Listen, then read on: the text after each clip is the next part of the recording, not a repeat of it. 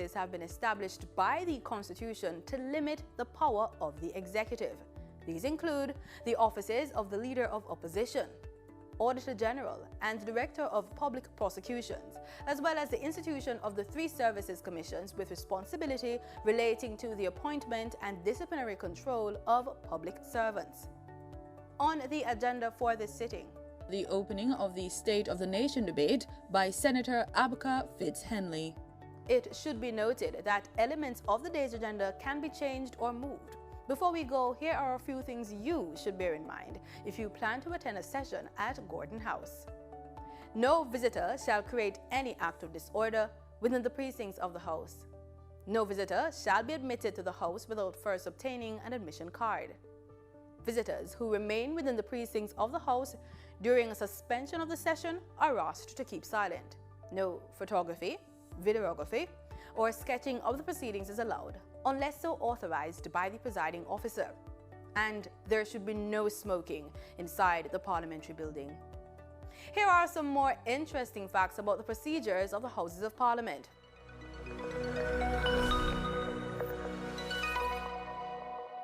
While listening to the presentations from the members, you might hear the term Contractor General. The main function of the Contractor General is to monitor and investigate on behalf of Parliament matters concerning the award of government contracts. The Contractor General also monitors the award and implementation of licenses and permits. These licenses are given to operators of gas stations or petrol stations, stone quarries, and other establishments. He is also responsible for ensuring that licenses are used in accordance with terms and conditions under which they are granted. A Contractor General can become the Attorney General. The Attorney General of Jamaica is the chief law officer in Jamaica. Section 79, subsection 1 of the Constitution of Jamaica states that there shall be an Attorney General who shall be the principal legal advisor to the government of Jamaica. And pursuant to the Crown Proceedings Act, all civil proceedings by or against the government are instituted in the name of the Attorney General. Historically, the position can be dated back to 1671 when Edmund Duke was appointed to do the job. Now over to the proceedings. A lecture on the use of questions, because I think when he left here, he left 142 unanswered questions. 40 of them relating to the condition of the abattoir in Port Maria. So, welcome, Member of Parliament Montague. He's a serial questioner and a thorn in the side of the then President of the Senate.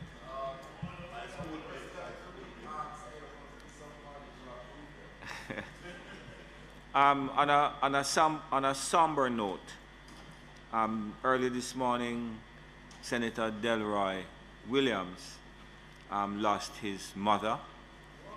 She, of course, was the mother of Member of Parliament Donovan Williams as well. So both houses are really taken aback this morning by this loss. So we convey to particularly Senator Delroy Williams our deep condolences on the passing of his mother. And I ask the Senate also to note the passing of Honorable Lascelles Chin, who, as we know, was the former executive chairman of Lasco Manufacturing Limited, and the tongue of good report has been heard on his account from many quarters. So I ask the clerk to write in relation to the condolences offered by the Senate to his family and friends.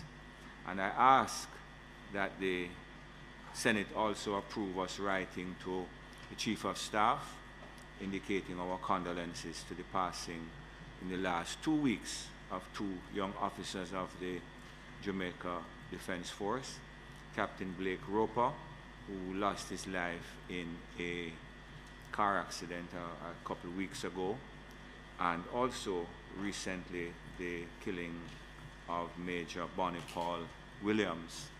I'm going to ask the clerk to write to the Chief of Staff, indicate to her the condolences of the Senate, and ask her to write accordingly, or to convey the sentiment of the Senate to the family of both young officers who lost their lives in extremely tragic circumstances.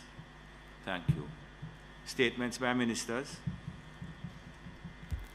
Mr. President, allow me to simply add my condolences to the families, not only of Senator Williams and MP Williams, but of course to the families of Las Chin and to the families of Captain Blake and Major Williams, pardon me. Captain Blake Roper and Major Williams as well. My apologies. Mr. President, I am pleased to keep our nation abreast of the work done by the Ministry of Foreign Affairs and Foreign Trade by way of ministerial statement to this Honorable Senate. I rise, therefore, to provide, yes, there are copies, so they'll be distributed. I don't hand them out myself, but I know Senator Morris should have received his electronically. Sure, why not? Thank you. Give one.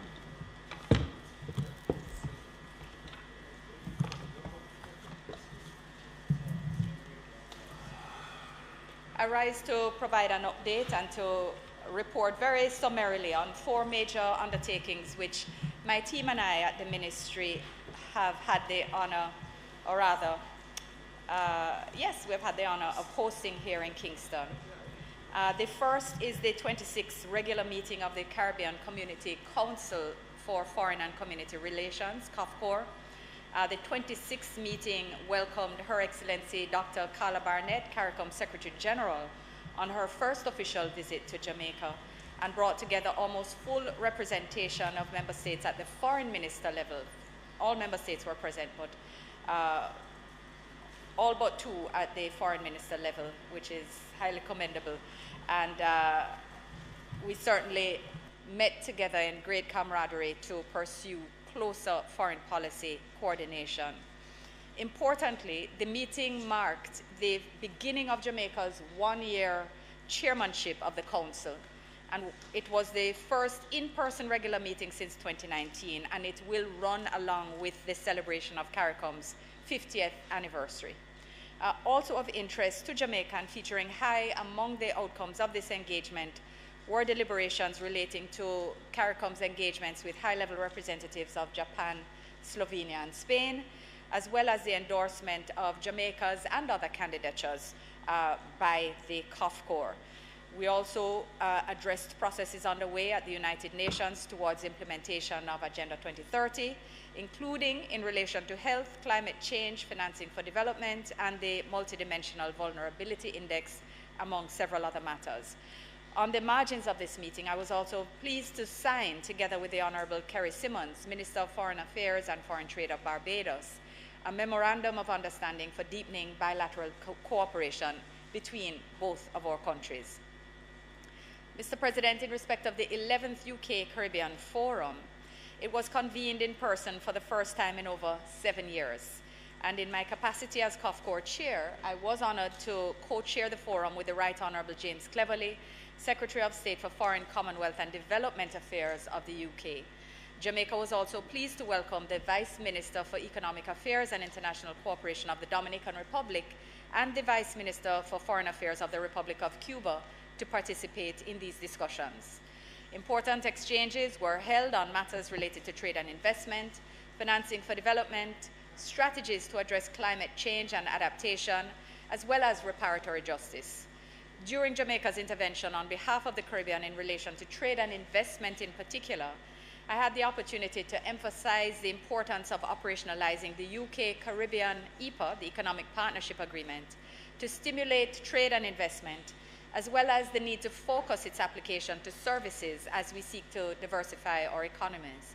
Similarly, I communicated on the region's behalf the need to continue to pay significant attention to the concerns of the Windrush generation and their descendants, particularly in matters of compensation.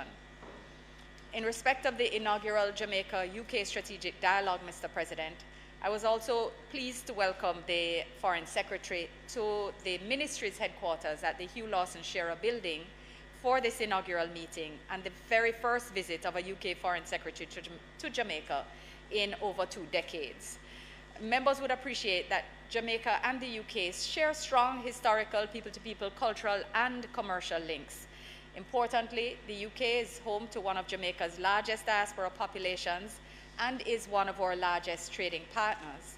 The inauguration of the strategic dialogue provides, therefore, a formal, focused framework for our engagement at the bilateral, regional, and multilateral levels.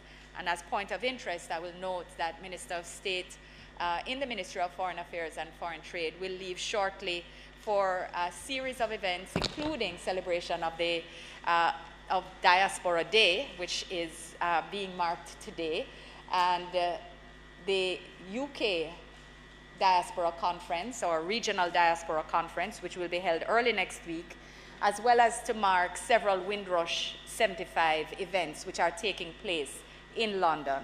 So we have issued a message which is online in the words of Minister Terrelong, and he will be pursuing direct face-to-face engagement with our UK-based diaspora starting very early next week.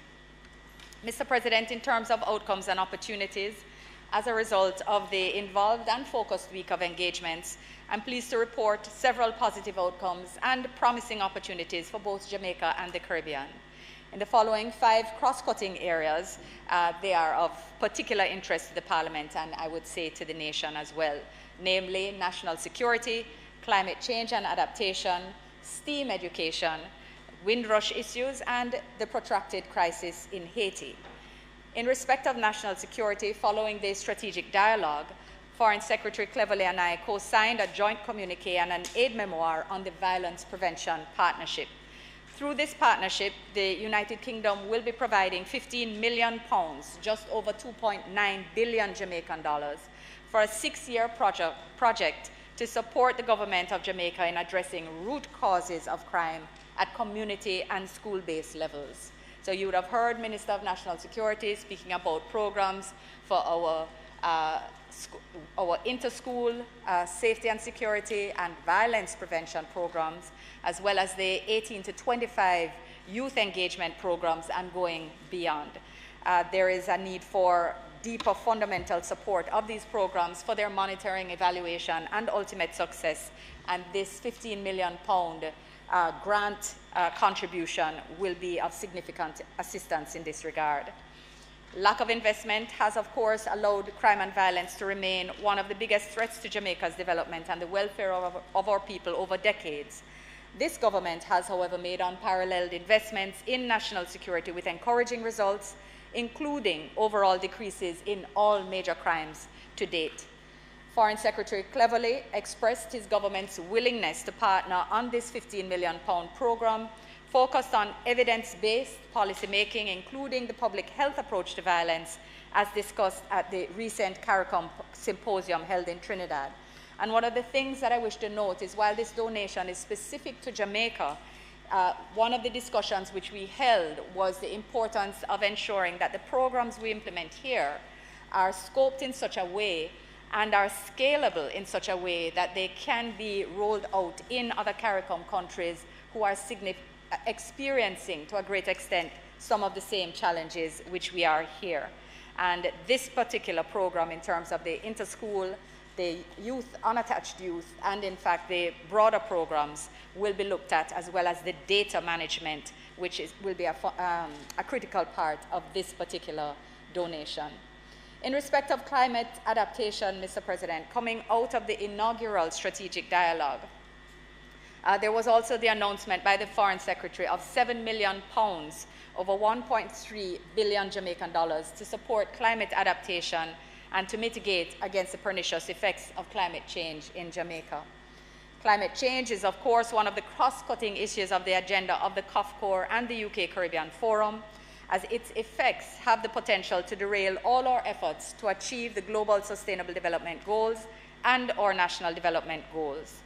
This additional funding will help to leverage increased access to climate finance as part of Jamaica's pioneering role in the Access to Finance Task Force. We're one of 5 pilot countries globally, and I must say I wish Minister Samuda was here, because it really is testament to much of the very painstaking work of him and his team that has ensured, not only through the NDC partnership with the UK, but in various other partnerships with India and within AOSIS, that have ensured that Jamaica is at the forefront of examining how it is we can best, as a small country with a high debt profile, that we can access the types of funding which are available for adaptation, including de-risking of projects to bring in more private sector investment. So Jamaica is and will play a key role in exploring an innovative approach to simplifying and scaling up international climate and nature finance provisions and sharing best practices with most climate vulnerable countries. In respect of STEAM education, Mr. President, the Foreign Secretary and I also witnessed the signing of a memorandum of understanding between the Ministry of Education and Youth, the National Education Trust, and the British Council for a 5-year program of cooperation on STEAM education. The collaboration will build and enhance the capacity of STEAM teachers and assist the Ministry of Education and Youth with its education management system. Importantly, it is the government's policy and intention to build 7 new purpose-built STEAM academies, which will come on stream ultimately to maximize creativity, curiosity, intellectual rigor, and innovation. So we need to build a foundation for their operation as well as the infrastructure, and the MOU is intended to support that process. As the government positions Jamaica as a technological hub of the Caribbean, and we look forward to hearing more from Minister Morris Dixon in this regard, the government's drive for STEAM education will be critical to bringing more Jamaicans into the labor market, to matching the needs of digital technology-driven market, and of course, properly train Jamaica and Jamaicans to take advantage of these opportunities. So my team and I at the Foreign Ministry take very seriously our role in leveraging international partnership for specialized support, including to education, in order to enable Jamaicans to take advantage of emerging opportunities. Mr. President, on the Windrush, as I alluded to earlier, this year marks 75 years since the Windrush, the Empire Windrush, left Victoria Pier, not too far from here at Kingston Harbour, and docked at the Tilbury Docks in Essex with 539 Jamaican residents and several more from the wider Caribbean. In the years that followed, thousands more Caribbean people would arrive to rebuild Britain and to drive its socio-economic rebirth in spite of the many daunting challenges. Both the UK-Caribbean Forum and the Jamaica-UK Strategic Dialogue provided opportunities for frank exchanges on immigration and residency difficulties being faced by the descendants of the Windrush generation, as well as steps taken to date by the UK government to address the unjust treatment meted out to them.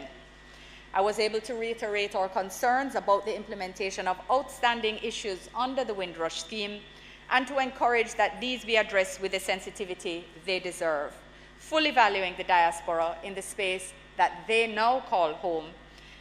The parties agreed that commitments made by the UK must be honoured in a timely and indeed sensitive manner.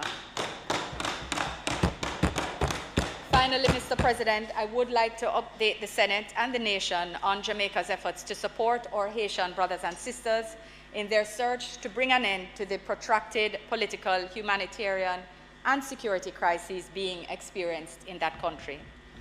CARICOM remains seized of the importance of its good office's role and its commitment to keeping Haiti on the international agenda in support of Haitian-led efforts. The Most Honorable Andrew Holness, Prime Minister of Jamaica, continues to play a lead role in CARICOM's response. Members would be aware that Prime Minister Holness led a one-day special CARICOM mission to Port-au-Prince in February of this year that I was honored to join. During those sessions and consultations in Haiti, there was clear consensus that security was an immediate and critical concern. Some also expressed that while addressing security was paramount, more inclusive and broader dialogue was necessary. It was also made clear on various levels that many Haitian stakeholders would wish to have the opportunity to widen the political consensus towards the holding of national elections under appropriate conditions. Following on that mission, CARICOM endorsed and accepted Jamaica's offer to host a meeting of Haitian stakeholders here in Kingston to advance consensus building and to encourage a much-needed return to stability. Mr. President, the government of Jamaica was convinced that with the right spirit and opportunities to facilitate inclusive partnership in a neutral environment, we could create the space for dialogue and consultations made on mutual respect, openness, and goodwill. Therefore, in a spirit of solidarity and brotherhood, between the 11th and 13th of June, Jamaica hosted more than 50 of our Haitian brothers and sisters here for Kingston Talks.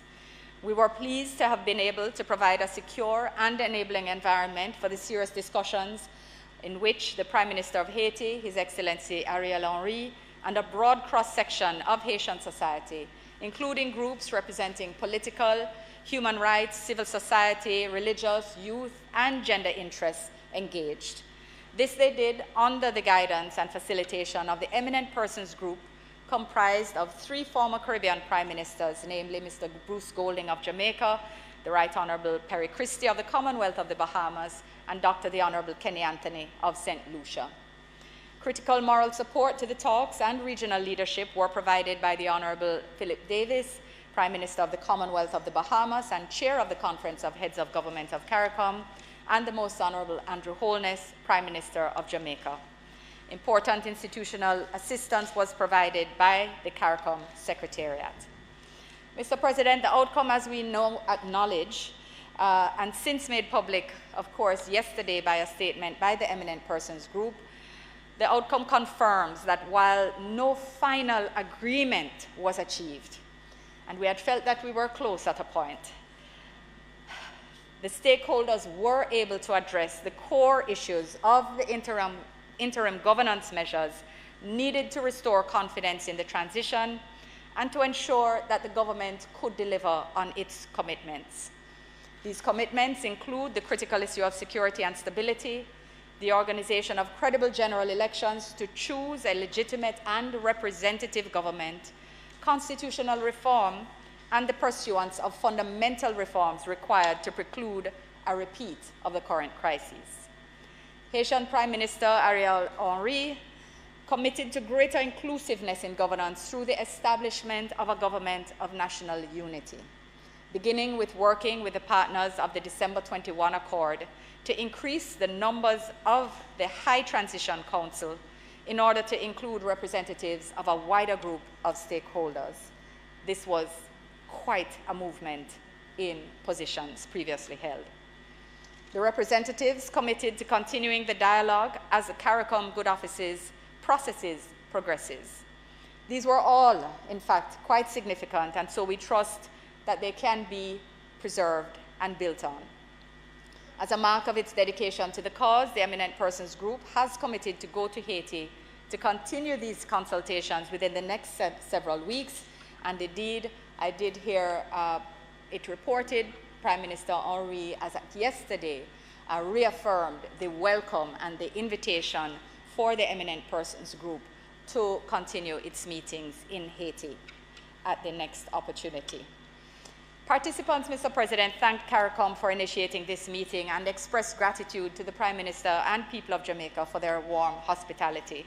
And I want to pause here, Mr. President, to acknowledge with immense gratitude the sterling efforts of my team at the Ministry of Foreign Affairs and Foreign Trade for the exceptional role they played on behalf of Jamaica in supporting this mission.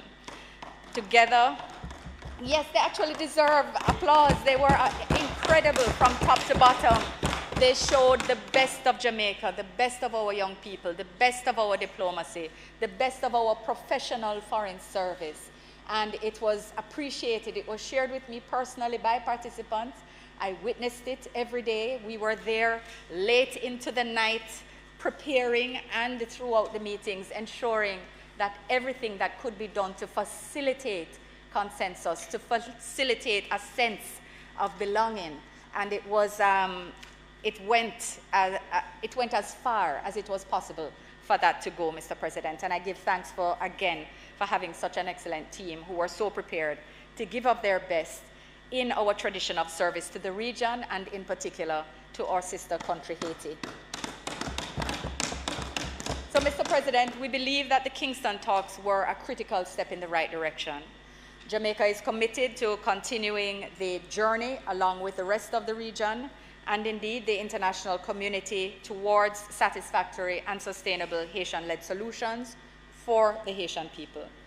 Jamaica remains convinced of the need, however, for sustained international attention on Haiti. And yesterday, again in my capacity as COF Corps Chair, I participated in a ministerial meeting on Haiti convened by the Foreign Minister of Canada, which saw the participation of high-level representation from a broad cross-section of countries from regions across the world, all conscious of the special burden we share to bring necessary attention to Haiti's needs. In fact, this very morning, Mr. President, Prime Minister Holness is addressing a meeting of the ECOSOC, the Economic and Social Council, ad hoc advisory group on Haiti, of which Jamaica is a member, on the humanitarian and food crises there. Our engagement also finds expression through the Organization of American States, through the Working Group on Haiti, again, where we are a member. Our resolve to support Haiti in this process is undiminished, Mr. President, and the government of Jamaica continues to yearn to see Haiti return to the stability and well-being that her people so well deserve. Mr. President, this is but the smallest glimpse of the diligent work being pursued by the Ministry of Foreign Affairs and Foreign Trade. My team and I are proud of what we continue to accomplish and to contribute to our nation and our region's progress, development, and prosperity. Mr. President, I thank you.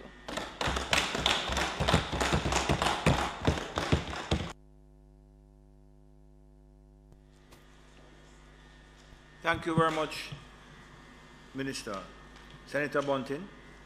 Thank you, Mr. President. And let me thank the Minister for his statement, bringing this chamber up to date on recent developments. In particular, on your section on national security, notice the partnership with the UK government, focused on evidence-based policy making, including the public health approach to violence as discussed at the recent CARICOM symposium held in Trinidad. And I really want to welcome the renewed interest in the public health approach to violence prevention. This is something that I championed when I was minister.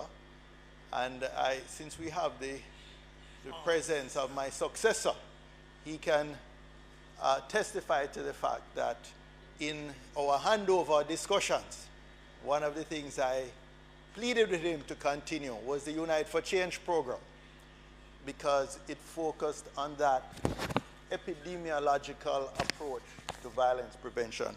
In fact, we had relied heavily on Dr. Gary Slotkin, the founder of Cure Violence, who provided some training to the Peace Management Initiative in Jamaica, and which initiative used to get significant funding from the Ministry of National Security, although that has dried up in recent times.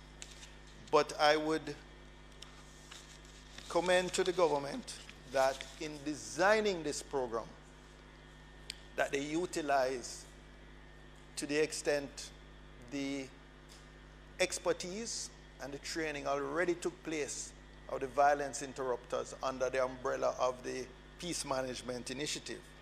And they're not starting from scratch, to see whether some of that funding could be channeled to restart that process, because there are scores of people who were trained in the Kingston and St. Andrew area, in St. Catherine North and South, and in St. James.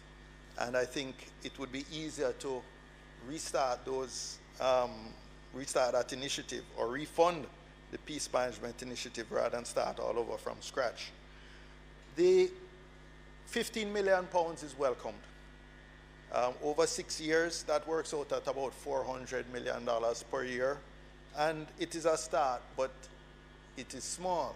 So the government needs, out of its national security budget or other ministry budgets, Ministry of National Security, we have the first supplementary estimates here, $100 billion. So you see that 400 million in the scheme of things is a relatively small amount. So we need to support that because, not because I object, but because I agree with the statements made that lack of investment has allowed crime and violence to remain one of the biggest threats to Jamaica's development and the welfare of our people. You will recall in my first contribution to our State of the Nation debate here, I pointed out that that year, I'm going to ask a question, I'm laying the foundation. I was wondering if that is the question. No, I thought that if you will recall was the question. So I was going to leave. Yes, but you know, the convention is that a designated responder from the opposition can say a few words before asking questions.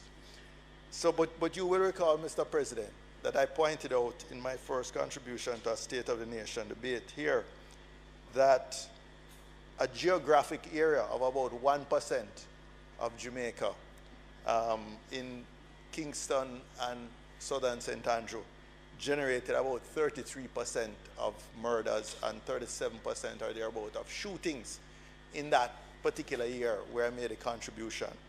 And an investment in those communities that are generating a disproportionate amount of violent crime would be a great investment for this country and for its future. So we support it and we ask for more. And specifically in terms of closing with a specific question, Minister, can you say of the, well, let me just back up. Can you say at what stage is the design of the program to execute this partnership, this violence prevention partnership, and what roles specifically are envisioned for local agencies like the PMI? And the second question is, when it comes to the monitoring and evaluation, we talk about, we're putting emphasis on evidence-based. And I can tell you from experience, not in this administration or in our administration, but over 2 decades of running citizen security and justice programs, part of the challenge has been the post-project evaluation. We're spending hundreds of millions, billions of these, and the monitoring and evaluation reports have always fallen short of really informing future policy. So if you could speak to what is provided within this program for those 2 elements. Thank you, Mr. President. That is the very point. So, as you would be well aware, this government has invested more in national security during our tenure than had been done for significant periods preceding our taking office in 2016. So we're well aware of the need that what is being provided by the UK under this program is not sufficient. And we are committed to ensuring that funding this softer side of national security in terms of violence prevention and community interventions is absolutely critical, which is why we have the concepts of the school-based inter-school programs, which is looking at 135 schools, as well as the unattached youth program, which deals with the 18 to 25 grouping, and then deals with the other groupings of stakeholders that affect how it is that, that communities can mount their resources, or rather mount their desire for safer communities together with the government's interventions along other paths. We know it's multifaceted, we know it's cross-cutting in many ways. So that is not only acknowledged, but we have been acting in that regard. But you would also be aware that the very point which you made in leading into your question, that the actual evaluation has been poor. And that has been poor because the baseline information has been deficient, and the monitoring processes that were in place were also significantly deficient where they even existed. So this program, a large part of it, let me not say large, but a significant component of it, is to ensure that there is proper baselining for social intervention programs, for violence prevention programs, that the monitoring and evaluation programming and design is sound. And again, as I spoke to earlier, it is scalable and replicable so that it not only will work here, but can be looked at to be adopted with some adaptation in other countries having significant issues with community violence, with high levels of violence. I cannot go into the details of the national security programming and design because Minister Chang will do that in short order. But in respect of the focus on baselining, monitoring, and evaluation, I will tell you that that's a significant component of this. And how that works, I think, will be significant for how it is that social intervention is pursued going forward. The concept of violence interrupters has not been lost, but again, we have had more than one Minister of National Security that has expressed concerns about how that program and how the PMI operated before. Not that there are not good elements, but it was not felt to be delivering the best use of funds for what it was costing the government. And that is why there has been redesign underway. And that is why we're ensuring that going forward, we're building on a sound and evidence-based platform. So we will be addressing that, and I'm quite sure there'll be opportunities for further discussion in that regard with the relevant minister. So. Thank you, Minister. Senator Brown. Yes, President. Thank you.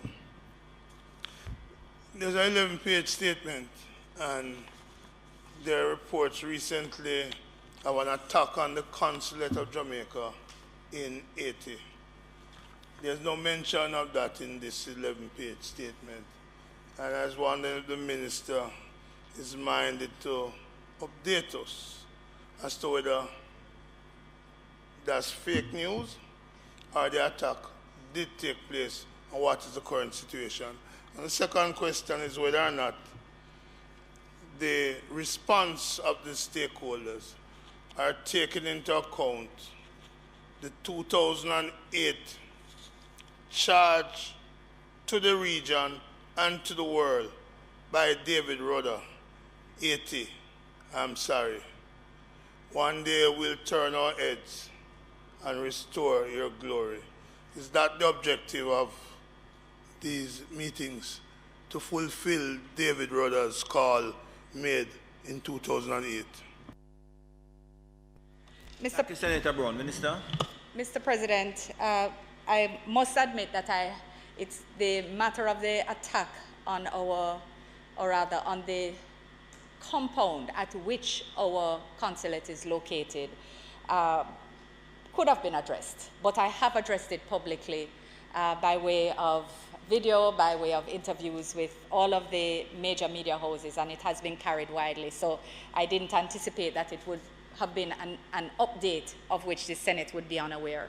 But I can, for the record, state for members' notice, and of course for the record, that earlier this week there was an attack overnight. I believe it was on the night of the 12th of June, on Sun Auto, which is the car dealership owned by the Honorary Consul of Haiti, of Jamaica to Haiti, and it is the location of the Honorary Consulate. So but it is not a separate building on the compound. It is operated out of the premises. It is a premises which has been attacked previously. Criminality is high, and businesses have been attacked in that area and across the entire Port-au-Prince. Our intelligence at last report from the Honorary Consul, or I believe that last report from him was Wednesday, as at Wednesday. There was no reason, and also based on the intelligence conducted by our CDS, to connect the attack on the premises with the fact of Jamaica's holding of the meeting. We do continue to monitor circumstances. As I shared with the public before, sadly, 6 security guards were kidnapped from the premises. They were overtaken by more than 40 gunmen by way of report. 3 managed to escape, and 3 are, so far as we understand, still not returned. So investigations continue in that regard, and we remain in a monitoring stance of information available. We remain in contact with the Honorary Consul. We have suspended services for obvious reasons. The dealership itself is shut down. And accordingly, we express, and I express once more, our sympathies to Mr. Rouzier and his family, to the employees of that entity. They have 128 employees. They are Haitian. Again, for those who don't follow some of the details of the different types of consulates which exist, or diplomatic missions which exist, the consulate is voluntary. The honorary consul is a voluntary position. It is not paid. It is not staffed by Jamaicans. It's staffed by Haitians. And again, as I say, we continue to express our sympathies and to hope for the safe return of the three missing security guards. And of course, we'll continue to remain close to any intelligence that changes how it is that this matter is being viewed. We have, of course, also received the sympathies and regrets from the Prime Minister of Haiti, from his Foreign Minister, and of course from stakeholders who were present in Kingston at the time when the attack took place. Regarding the response of stakeholders, that has been a mix, because of course the issues which are being dealt with are complex, they are fraught, they're deeply emotional, and they're deep-seated, and have been of some long standing. But it was clear that generally, even those who felt initially, why do we have to leave Haiti to find solutions for Haiti, at the end of these Kingston talks, felt that it was good that they had been here. Some who were not able to make it regret that they were not present, and while some expressed disappointment at not having reached agreement, which, as I said earlier, appeared at a point to be likely to have a breakthrough, there were breakthroughs that have taken the matter much further than it was when they all arrived here on Sunday evening, or rather on Saturday evening. And it is hoped that those gains can be harvested. As to whether this is a call to David Rudder, I will say that Mr. Rudder was not a part of our discussions leading up to preparation.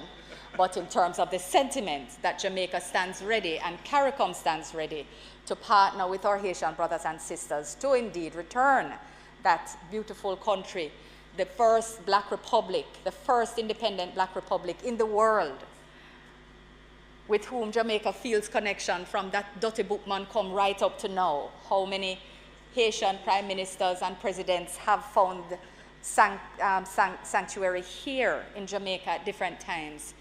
We continue to work with them as best as possible to support their development of Haitian-led and owned solutions. Thank you, Mr. President. Thank you very much, Minister. Just to say that I had the privilege of representing the Prime Minister at President Moise's installation and met the staff of the Jamaican Honorary Consul and found them to be extremely useful and helpful. So I trust that that matter will in due course resolve itself. Announcements?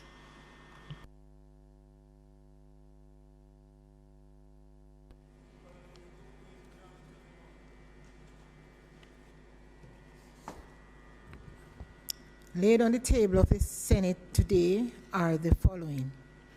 Annual report for the Tourism Product Development Company Limited for the financial year 2019-2020.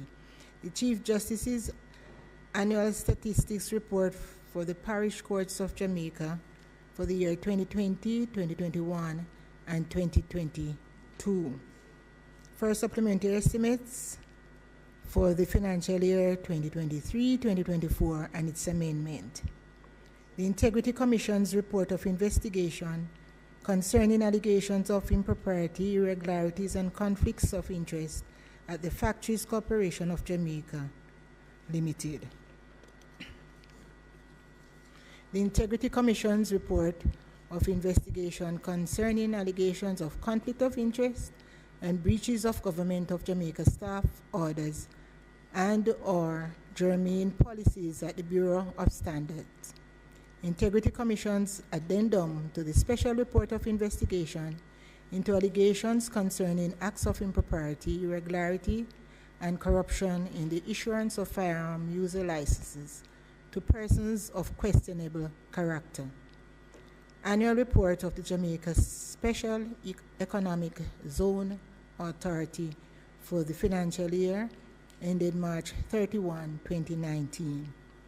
Ministry of Labor, Ministry of Local Government and Community Development Annual Performance Report for 2022-2023. Report of the Jamaica Education Transformation Commission, the Reform of Education in Jamaica, 2021. Ministry paper numbers 50 to 52, entitled the Cabinet Agenda Issues, dated January 16, 23, and 30 of 2023, respectively. And Ministry paper numbers 53 to 56 of 2022, entitled Cabinet Agenda Issues, dated February 6, 13, 20, and 27 of 2023, respectively. Ministry paper numbers 57 to 60 of 2023, entitled Cabinet Agenda Issues, dated March 6, 13, 20, and 27, respectively. The Court of Appeal Annual Report for the year 2021 and 2022. The Auditor General's Department certified appropriation accounts for head 46,000 recurrent and 46,000 C capital for the Ministry of Culture, Gender, Entertainment and Sport for the year 2020-2021. Head 19,000 recurrent capital A and capital B for the Ministry of Economic Growth and Job Creation for the year 2018-2019. The Conch Export Levy, Rate of Levy Order 2023, and its resolution under the Conch Export Levy Act. The Independent Commission of Investigation's quarterly report on compliance with INDECOM recommendations from the Department of Correctional Services for the period January to March 2023. Annual report of the Jamaica Business Development Corporation for the financial year 2020-2021, and the Accountant General's Department financial statements of the Consolidated Fund for the year ended March 31, 2023.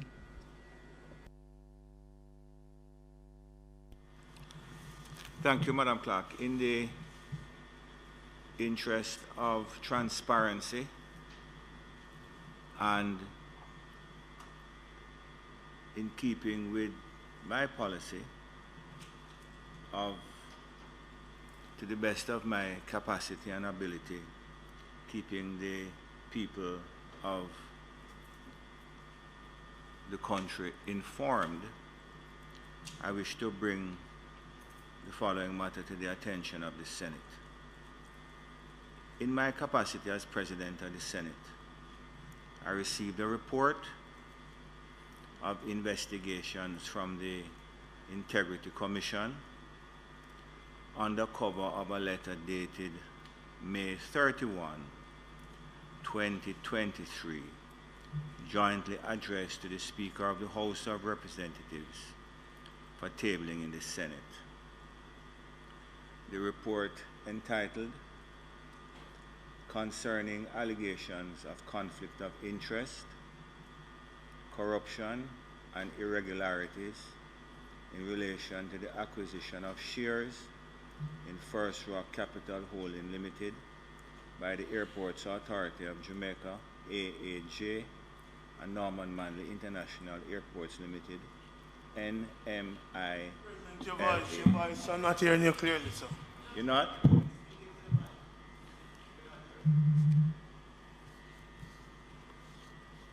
You did not hear from where?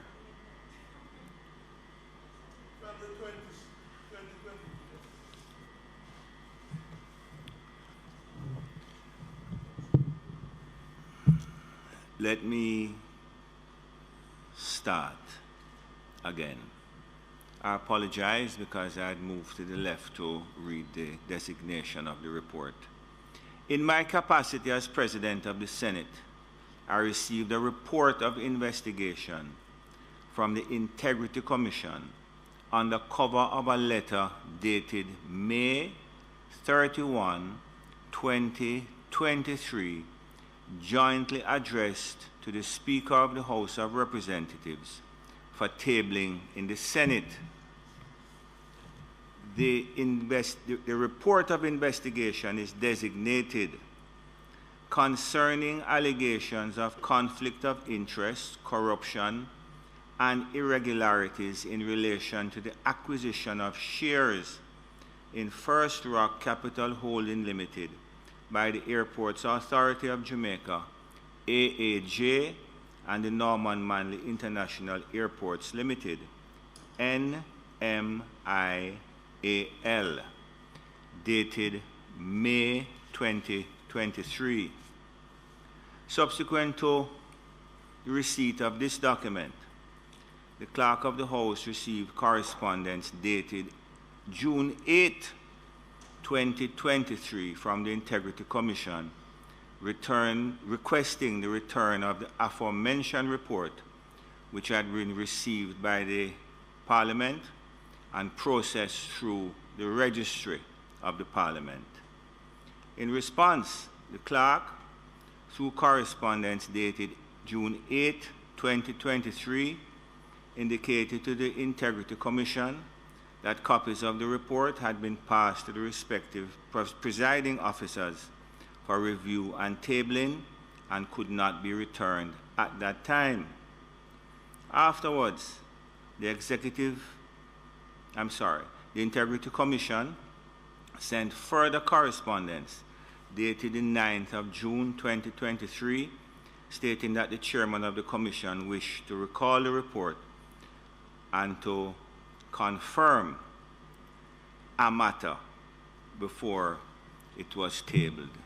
The Clerk of the House, through a letter dated 12/2023, indicated that the Speaker of the House had advised that the report sent to her would be returned. And indeed, I believe that the report, which was in the hands of the clerk, had or has been returned.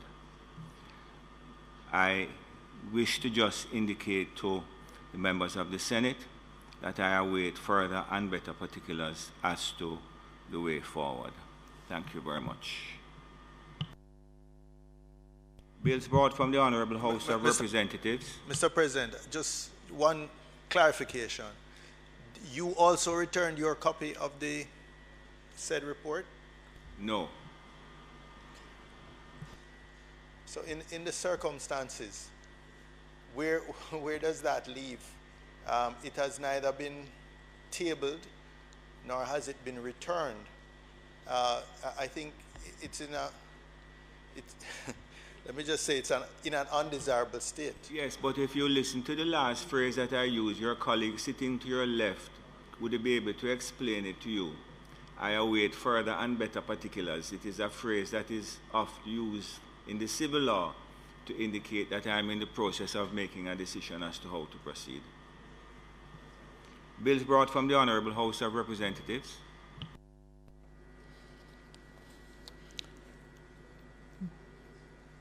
To the Honorable Senate, the following is a message from the Speaker of the House of Representatives. I have the honor to advise the Honorable Senate that on the 7th day of June 2023, a bill entitled An Act to Amend the Copyright Act was passed in the House of Representatives without amendment. Signed, Mauricio Dalrympe Philibert, CD MP, Speaker of the House of Representatives.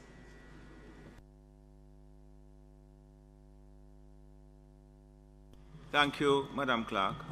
Petitions, papers, reports from committees, notices of motions given orally, questions. Mr. President, I beg to give notice that at the next meeting of the Senate, I will move the following motion. Be it resolved that the Senate thank His Excellency the Governor General for his gracious speech delivered to both Houses of Parliament on February 14 this year, approve the plans and programs outlined in his speech, and place on record its appreciation of the performance of the government during the just concluded financial year. I further beg to give notice, sir, that at a later stage today, I will move for the suspension of the standing orders to enable me to commence debate on this motion. Thank you, Senator Fitz Henley. Mr. President, I beg to give notice that at the next meeting of the Senate, I will move the following motion. Whereas subsection 1F1 of section 41 of the Constitution of Jamaica requires a member of this Honorable Senate to vacate his seat if he becomes a party to any contract with the government of Jamaica for or on account of the public service. And whereas Senator Damian Crawford is a businessman who from time to time may enter into contracts with the government of Jamaica and its agencies, be it resolved that this Honorable Senate, pursuant to subsection 1F1 of section 41 of the Constitution, and in recognition of him having disclosed his interest, exempt the said senator from vacating his seat for the reasons aforesaid. Mr. President, I further beg to give notice that, if he asks me nicely, at a later stage today, I will move for the suspension of the standing orders to enable me to take this motion. Thank you very much, Minister. Questions and answers to questions. This does not apply to you, Member of Parliament Montague. Motions that be made at the commencement of public business requiring notice. Motions relating to the sitting of the Senate. Motions for leave to introduce bills. Presentation of bills without the leave of the Senate first obtained. Public business. Mr. President, I now move for the suspension of the standing orders to enable me to take the motion, notice of which I gave earlier. You should have heard the question. Those in favor? Mr. President, I now move that the motion, notice of which I gave, now be approved. You should have heard. Those in favor? Against? Mr. President, I now move for the suspension of the standing orders to enable me to commence the State of the Nation debate, notice of which I gave earlier. Members should have heard the question eloquently put, I might add. Those in favor? Against? Thank you, Senator Abka Fitz Henley.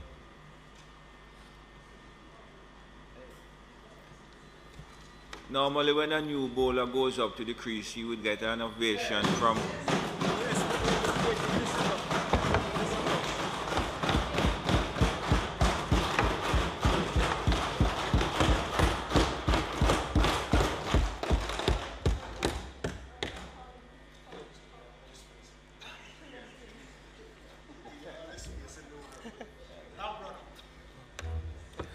Mr. President, I've assumed my feet, sir.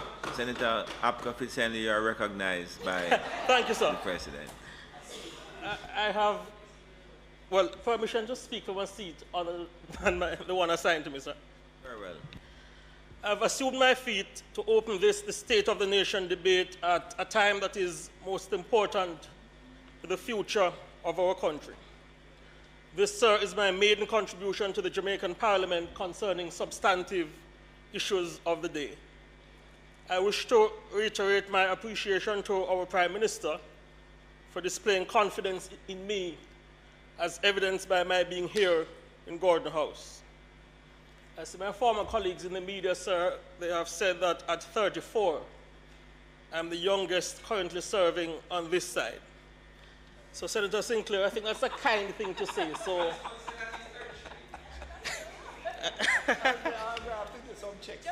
I think it's a kind thing to say. So, I'm going to take their word for it. What I can say, though, is that my being here is evidence that we have a modern-day leader and head of the Jamaican executive who is willing to give young people a chance to play our part in an important area of nation building. After over a decade, sir, in one space and taking nearly 2 years to consider the nature of my contribution to country, it is good to be back in the workspace, albeit in a different field. And I'll tell you what, during my time off, I had discussions with Jamaicans from all walks of life about the current state and future of our country. I've also listened to the captains of industry. I've also had time to have conversation with our Prime Minister, and I can say this. It is good that at a crucial time in its existence, our nation has an up-to-the-time leader who is seized of the complex issues facing our globe. One who has an undying love for the Jamaican people, coupled with a perhaps unmatched work ethic, and is persistent in ensuring that those who do not have it easy, whether young, middle-aged, or old, that practical policies are in place to ensure that their burdens are made lighter.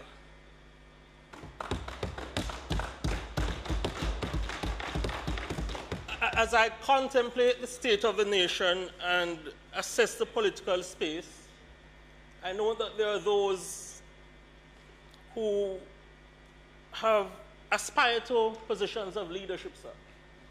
And the positions they take appear not to be embedded in principle, but more expediency and ostensibly a desperate lunge for power.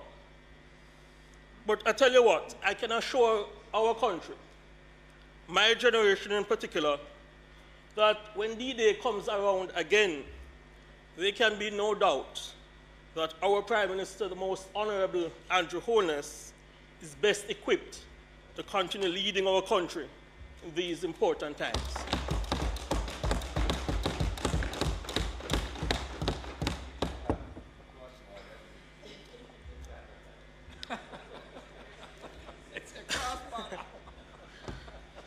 Allow me to express thanks to my family who continue to give support, in particular my dear Nicole and our son Christian. Christian is too young to be in the Parliament. I note the presence of the Member of Parliament for West St. Mary, and I note that the Parliament, well, the Constitution does not recognize political parties, but he's in fact the chairman of my side. Thank you for your presence, sir, and I appreciate the guidance since my entrance into the political arena. I see you're in good company.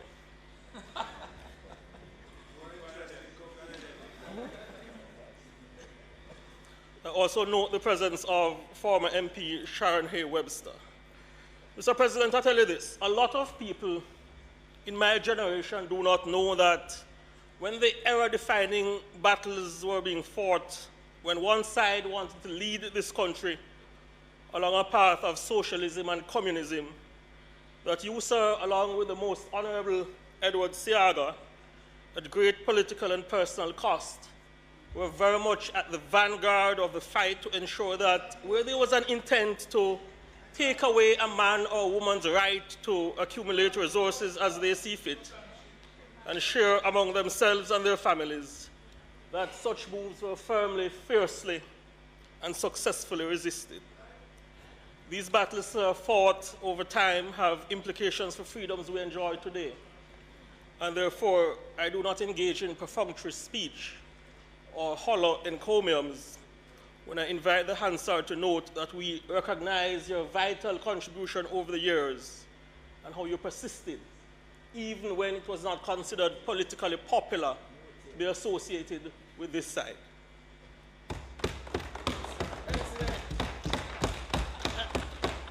I am grateful to our government Senate leader, who was most kind in her welcome. And, you know, I follow current affairs, everybody knows that, and I know that there are members of the Boys Club in Jamaica and overseas who have arrogated onto themselves the title of Chief Detractor in connection with our Senate leader. But I say this, due to the stability achieved under her watch in terms of how our country is perceived in the international arena, where the Jamaican star continues to shine with increasing luminosity, I am confident that fair-minded Jamaicans will conclude that by virtue of performance in an admittedly challenging geopolitical environment, indeed the first woman to have served Jamaica in the post is well on her way to being the most consequential, in a positive manner, foreign affairs and foreign trade minister to have served this country.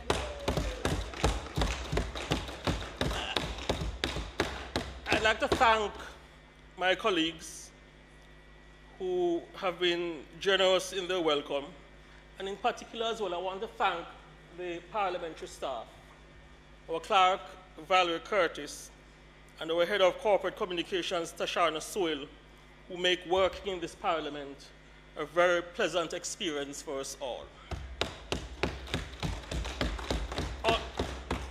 On the occasion of my being sworn, Mr. President, awareness of the effluxion of time had caused it to flee my memory to thank the opposition Senate leader for his kind comments.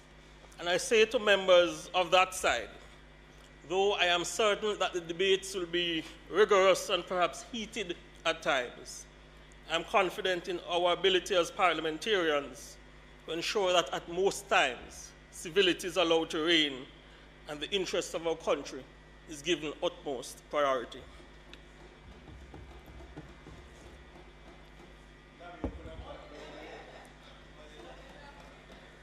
Colleagues, our country is approaching 61 years old. And I tell you what, we have made many mistakes, but we have gotten a lot right.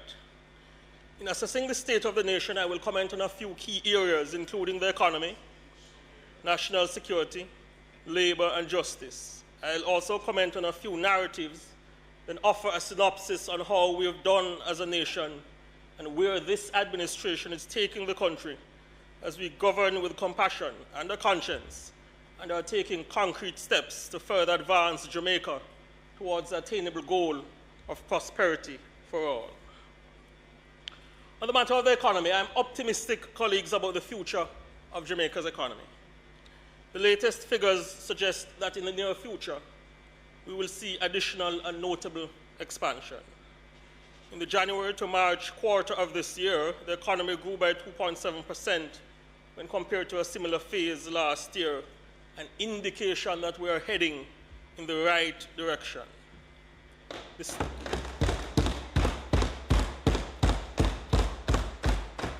The state of the nation is such that the Jamaican economy has been managed so well by this administration that we have presided over 8 consecutive quarters of positive expansion.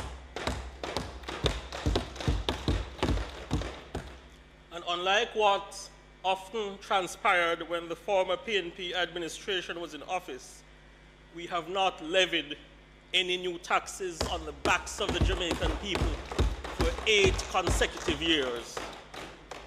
But the message is this: despite the economy being skillfully navigated to reasonably safe waters, the Jamaican people can be assured that the government of Prime Minister Andrew Holness is seized of the fact that there is a crucial need for more of the Jamaican masses to benefit directly from gains being made as the economy continues to expand.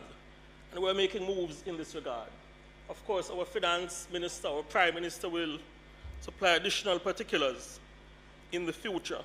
But there are already signs that this administration is aware of difficulties being faced by sections of the masses, and we're taking steps to address them. Among those indicators are the fact that effective this month, the national minimum wage will be increased from $9,000 to $13,000 per week. That comes into effect this month. The largest increase.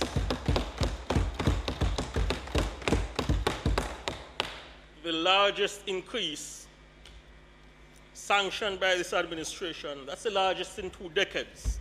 A sign of our commitment to the goal of easing the burden on the Jamaican people and achieving prosperity for all.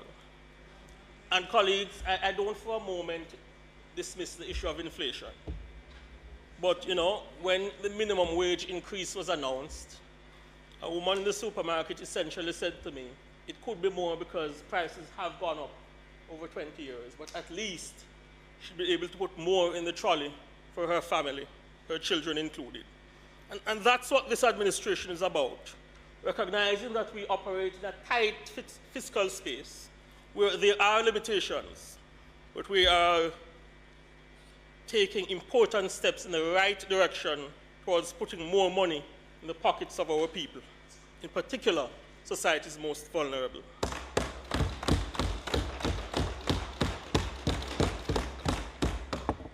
On the issue of putting more money into the pockets of the Jamaican people, another indicator that this administration is seized of the need to increase the purchasing power of the Jamaican people are the words, "It will be done, it will be done."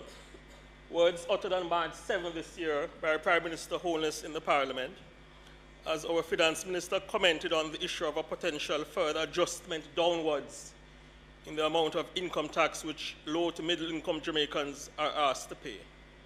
I recall I was in the social media space on Twitter, and a resident of Southeast St. Anne, Kerry-Ann Morgan, operates an account, Patriotic Jamaican, a good account to follow. She tweeted, "PM Holness's comments give me hope. It will be done. It will be done." And the public, sir, can have confidence in the words of this Prime Minister, because it was his administration that, while in opposition, created the 1.5 income tax break plan and put it in place, putting more money into the pockets of, at minimum, 100,000 Jamaicans. And Senator Crawford, I tell you what, this was done despite a lot of noise from the then administration of the day, saying can't be done, couldn't be achieved. Yes? Vocal noises. I recall even some of the PNP surrogates, Ralston Hyman, Joseph M. Matalan, calling it distortionary and inequitable, saying it couldn't be done. Well, this side, under the leadership of Prime Minister Holness, with the practical skills of then Finance Minister Audley Shaw, got it done. And I tell you what, Senator Brown, I tell you what. They were on the front page of that newspaper, yes, saying it couldn't be done. Saying it would mash up the economy. I'll never forget. I remember hearing. And I tell you what, Senator Brown, colleagues, that is why when the opposition called a media conference not too long ago and demanded a further adjustment in the income tax arrangement. Yes?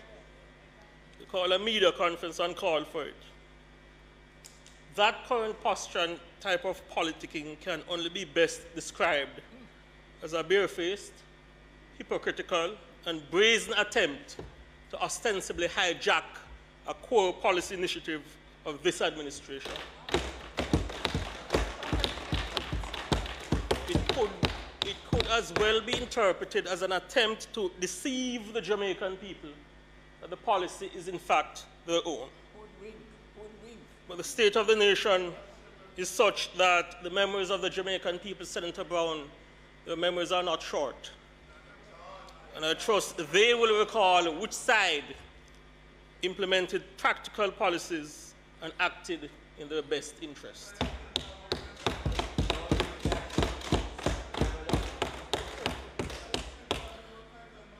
Colleagues, further evidence that this side is sensitive to the challenges being faced by the people is the 2.7 billion in additional support, which was announced in the last fiscal year in a bid to give back more to pensioners and put, including people on the PATH program. Additional support of $500 million was announced as well for people who are not on the PATH program but are considered among society's most vulnerable. It is this side which moved to put in place a multi-billion-dollar care package, which was announced by Finance Minister Clark, packages which assisted in keeping people afloat during perhaps the most difficult crisis that this globe has faced in approximately 100 years. And I say this, I make this general point. Unlike a former administration, a former People's National Party administration, we are not into the business of tax packages. We are into the business of supplying care packages to those who are in need and making the environment conducive to successful entrepreneurial endeavor, and thereby assisting the Jamaican people to lay a foundation on the path towards prosperity.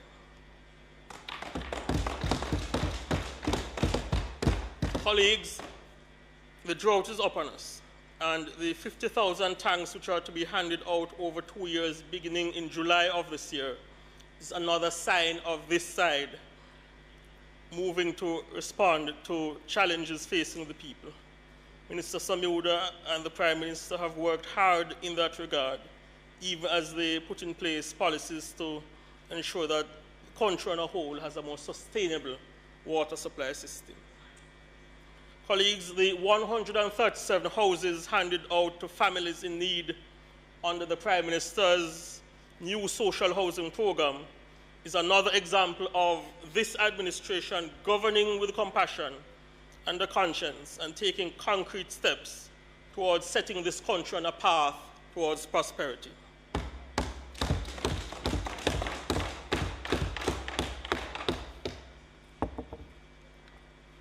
I'm pleased to advise this Parliament that over 520 Jamaicans across 48 constituencies have so far benefited from the program.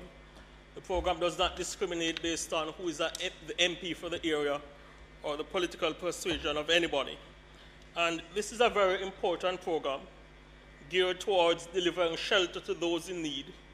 And I urge members of the private sector to join forces with the government with a view of doubling the output from the program.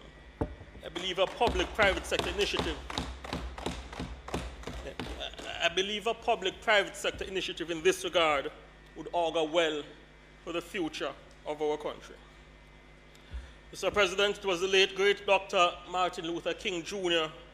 who in December of 1964 told an audience on the compound of the University of Oslo that ultimately a great nation is a compassionate one. No individual or nation can be great if it does not have a concern for those who some unfortunately consider to be the least of these.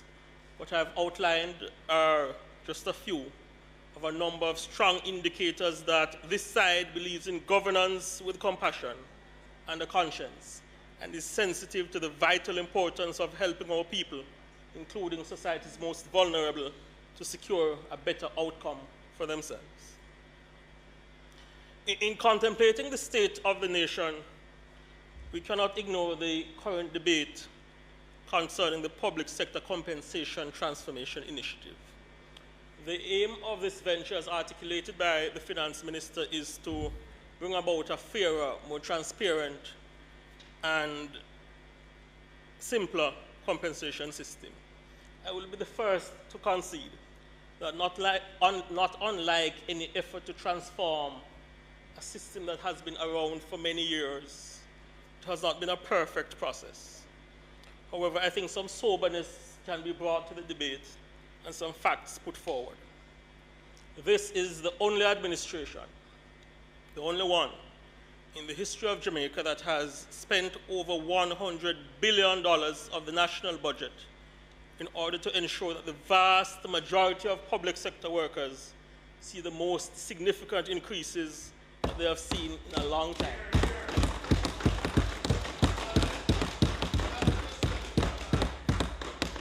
I recall Senator Brown in about 2012, 2014, a friend of mine who was a nurse was earning about $70,000 to $75,000.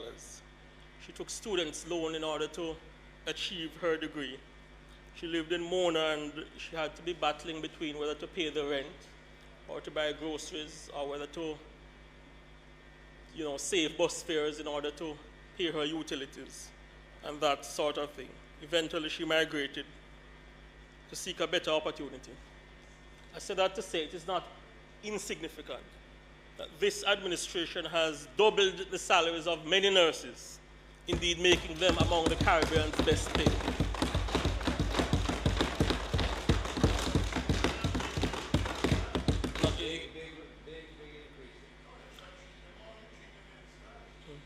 The fact that the salaries of, I soon come to that, yes. The fact that the salaries of public sector maintenance workers and ancillary employees have been doubled are steps in the right direction and indicate that this side is governing with a conscience.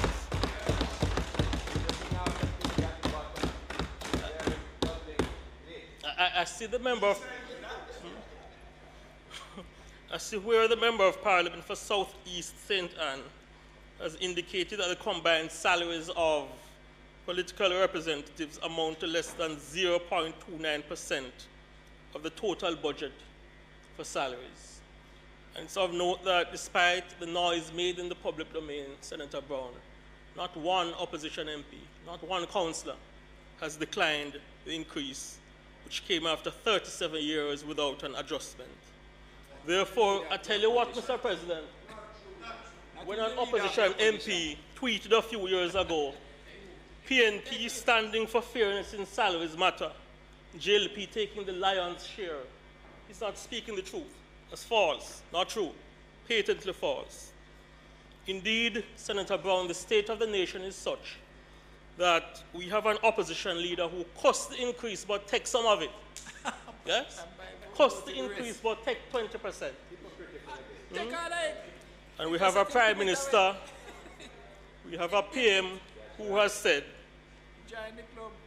we have a Prime Minister who has made the personal sacrifice by saying, I hear the discord, and I want to stand in solidarity with the people who are having a tough time. And hence, I will not accept a cent of the increase. Even you, Senator Morris, could conclude that that's the most noble stance taken by Prime Minister, the most Honorable Andrew Holness.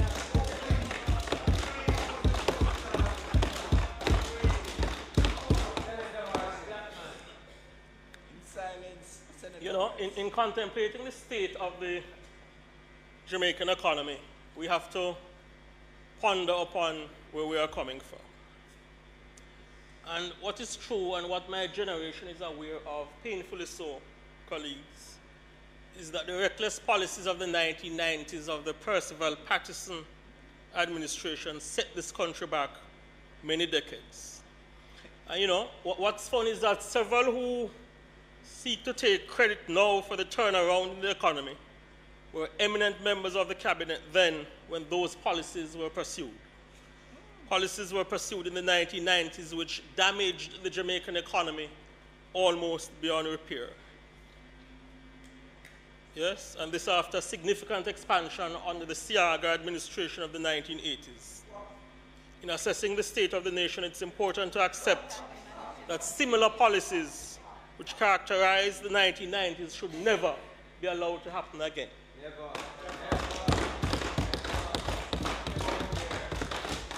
And I tell you what as well, this bit of history lesson has posterity and currency now because, and the Jamaican people must make the connection, because when you hear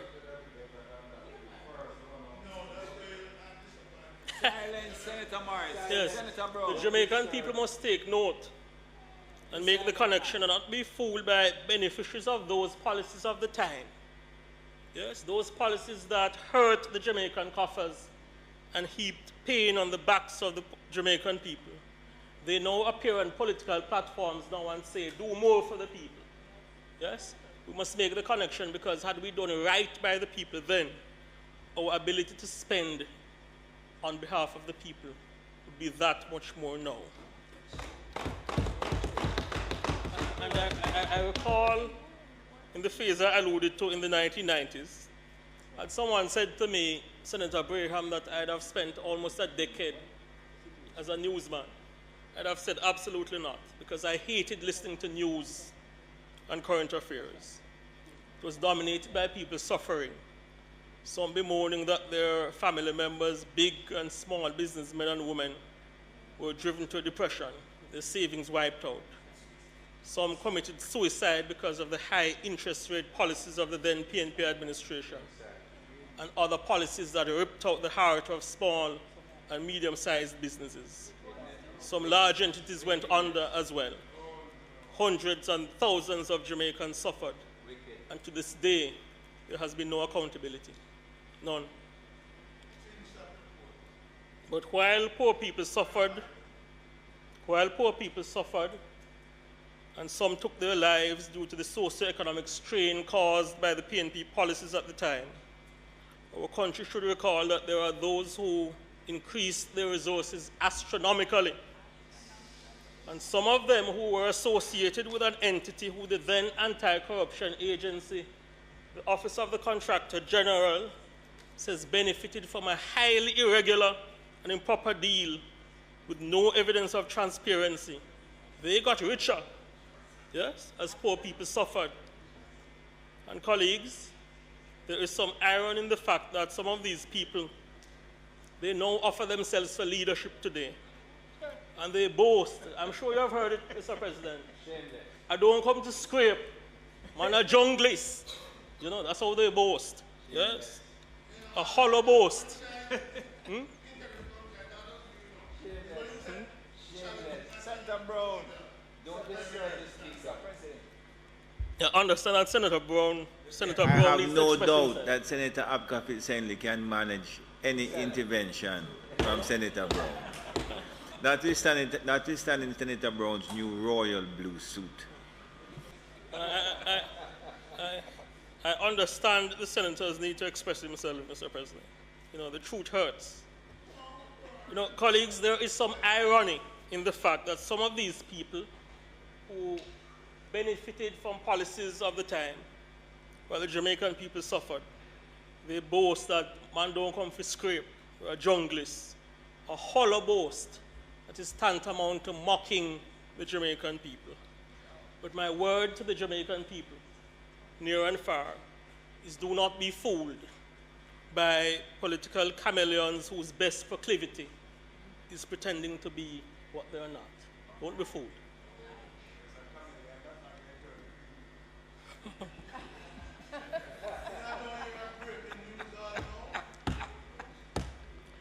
You know, the message to our people, including the masses, is that this administration will not sit on its laurels, but will continue to work hard on your behalf despite the state of the nation being such that the administration has achieved the lowest unemployment rate that has ever been recorded in Jamaica's history. More people have jobs.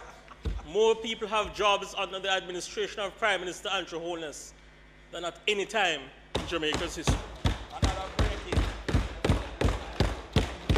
We will continue to work hard on your behalf and explore policies to make your lives better, even as we build on having achieved record expansion on a quarterly basis in the Jamaican economy. And despite the fact that the NIR, our US savings account, has touched $4.15 billion US, unprecedented levels, a 38% increase from what it was before COVID-19. This side, colleagues, will continue to earnestly work hard for the betterment of the Jamaican people, despite us being firmly on track to achieving the lowest debt in over 20 years. This, Senator Brown, is a far cry away from the trajectory of the PNP FinSac scandal that caused our debt to GDP ratio to spiral from 70 to 110%. and we are seized of the need to do better on behalf of the Jamaican people, despite the fact that the dollar has been stabilized in recent times, thereby ensuring that the purchasing power of the Jamaican people is not significantly diminished, similar to what happened when that side had charge of government. And on the matter of the Jamaican dollar, I want to make a straightforward appeal to some of our partners in the private sector. I don't think it's right that a situation exists where when the dollar devalues or gas prices go up, instantly there's an increase at the pumps or an increase in prices generally.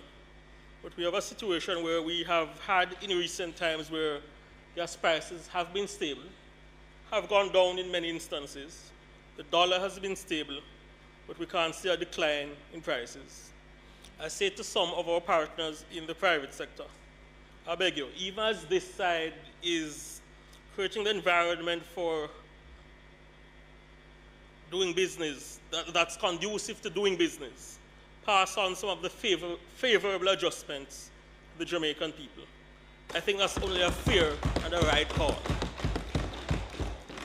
On the matter of energy, Jamaica has grappled with the issue of how best to diversify our energy sources. And I've been following the conversation in the public domain closely, and I wish to declare my support for calls for Jamaica to integrate nuclear energy into the country's energy mix. It is good that conversations have started in this regard at the highest levels of the administration with the International Atomic Energy Agency about using nuclear energy to generate electricity in Jamaica. That's a step in the right direction. I strongly believe, colleagues, we should get it done. Part of the reason, Mr. President, I am hopeful about the future of the Jamaican economy is that the tourism enterprise under the leadership of that patriotic Jamaican son and peerless advocate Edmund Bartlett, supported by an able team, including Delano Seaverite, they continue to do well.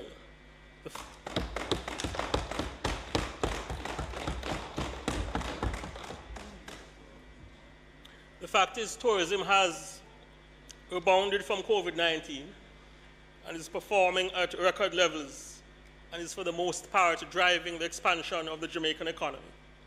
And I know the minister and his team are sensitive to the vital importance of moving towards maximizing further local earnings from the sector while ensuring that our farmers, craft vendors, and entertainers benefit more and that our tourism workers see a spike in their earnings. I know the minister and his team are sensitive to the need to achieve this. It's important that we get it done on a larger scale. On the matter of, in closing, concerning the economy, a finding published only days ago by the International Merchandise Trade Board and Statin that in January of this year, exports from Jamaica have grown much stronger when compared to imports is yet another indicator that our economy is moving in the right direction.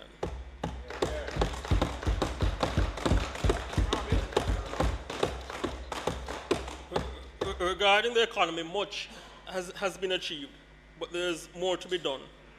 And I'm encouraged that this administration has been moving to place additional focus on developing an export-led economic expansion strategy. One where we identify areas and industries where we have a competitive advantage. A plan which recognizes that our people are our greatest asset and that a motivated, skilled, and educated labor force working in tandem with the digital innovations of the day are key to getting the engine of the economy moving at a faster pace. On the matter of national security, the latest figures indicate that so far murders year on year are down by 14%, well, approximately 13%. Violent crimes have declined by approximately 16%. I am advised that 12 of 19 police divisions are seeing double-digit decline in murders. And I call on all stakeholders to exercise best efforts to ensure that this decline continues. There's no doubt that reducing crime and violence in a sustainable way is a complex endeavor, because it involves tapping into the psyche of a generation of people who know no other way. Their vocation is to do crime and benefit from it. I recall, colleagues, when I was covering some beheadings in Lauriston a few years ago, I got a call from an individual who wanted to know what do macabre and ghoulish mean. He heard it on the news. And I explained that it means death, scariness, and brutality. And he sounded excited. He said, well, a good something that. That's the nature of the problem we're facing, Senator Braham. That's the nature of the problem.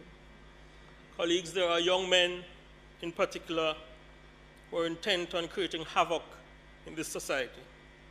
And that's why I am of the view that even as we pursue medium to long-term measures, including social intervention and intervention at the level of the family and the community, we need to turn our deaf ears to a few vocal people whose posture may make people wonder whether they are in fact criminal rights advocates.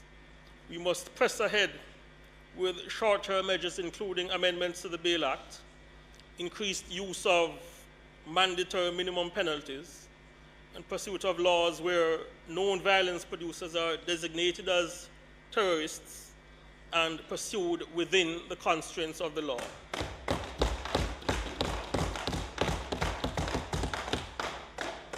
We should continue to give the police support in terms of more resources as they seek to use the anti-gang law to bring these criminal outfits down and ensure that the mayhem is discontinued. Make no bones about it, colleagues.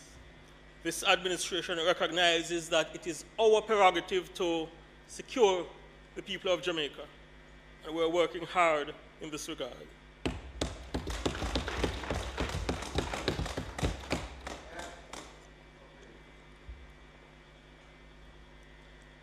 I wish to dismiss as false and untrue propaganda from political opportunists who say that there is no anti-crime plan. It's false, not true.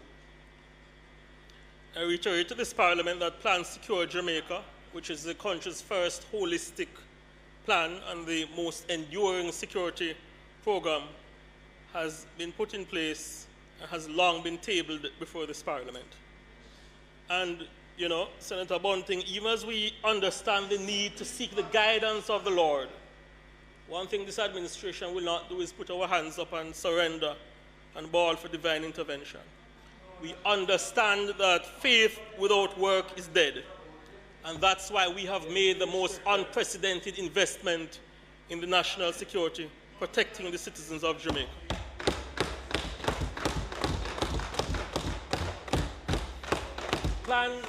Plan Secure Jamaica is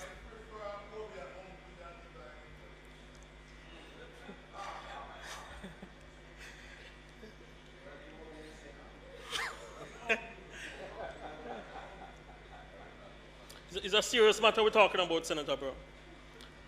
Plan Secure Jamaica is geared towards creating a safe, secure, and cohesive society. The plan has a number of strategic areas, including violence and crime, public order, corruption, and territorial integrity. Some of the key initiatives include transforming the security forces, expansion of the security forces in terms of numbers, improvement in the telecom systems and intelligence gathering, expanded training programs, cybersecurity, and intelligence-driven anti-gang operations. Also, the development of a full logistic and planning department in the JCF. I won't delve any further into it today, and I commend the document which is online for our people to have a look at. However, suffice to say, this business that no anti-crime plan exists is not true. It is propaganda being spread by political opportunists, who many of them are seeking to make excuses for their own failings. Yes, some of them. On the matter of the justice system,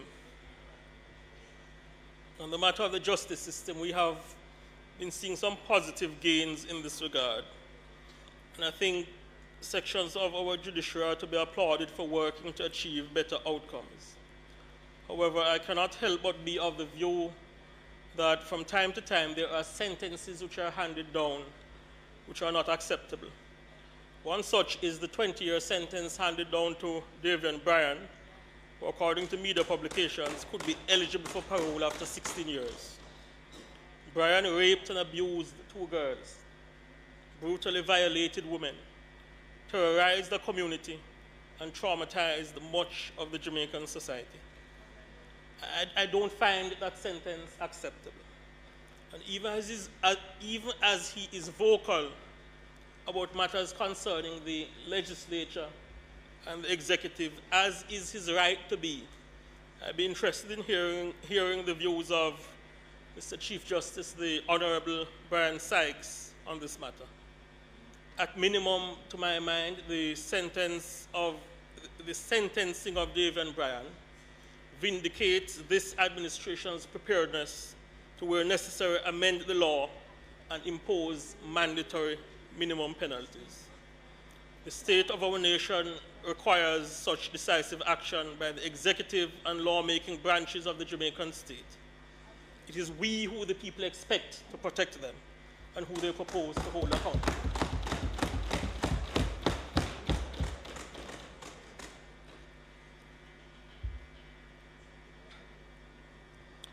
The state of the nation is such that misinformation is abound. People are willing to send fake news around in order to cause significant public disorder and major reputational damage, and some merely to bring attention to themselves. Colleagues, today I'm calling for an amendment to the public mischief aspect of the law to take into consideration the digital age and how some people use technology for damaging purposes and to create public disorder.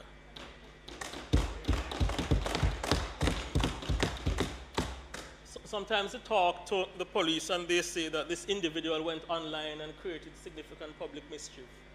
A case in point happened in Ocho not too long ago. But they cannot charge that individual under the public mischief law because a key element of that is that a false complaint has to be filed with the police.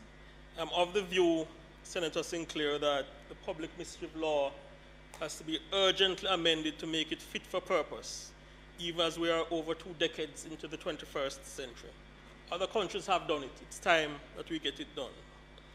I also support the call for Jamaica to consider taking legislative steps to outlaw the mischievous use of the new automation in town, artificial intelligence.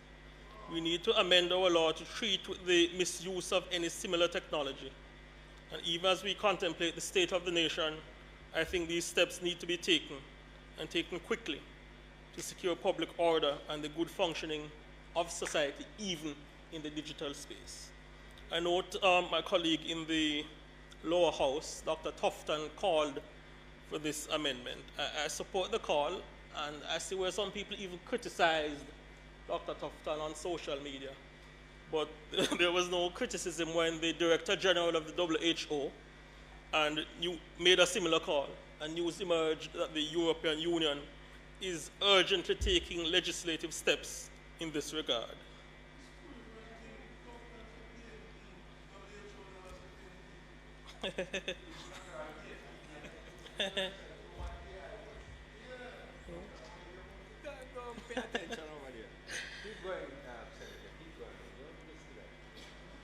Mr. President, on the matter of the anti-corruption fight, I'm aware of various opinion polls which indicate that the majority of the Jamaican people feel that whichever party is in power, that their government is corrupt. And I recall during my formative years listening to scandal after scandal, dogging various PNP administrations, and it appeared to be a situation where, unless a minister's hand was caught in the trough, there would be no accountability.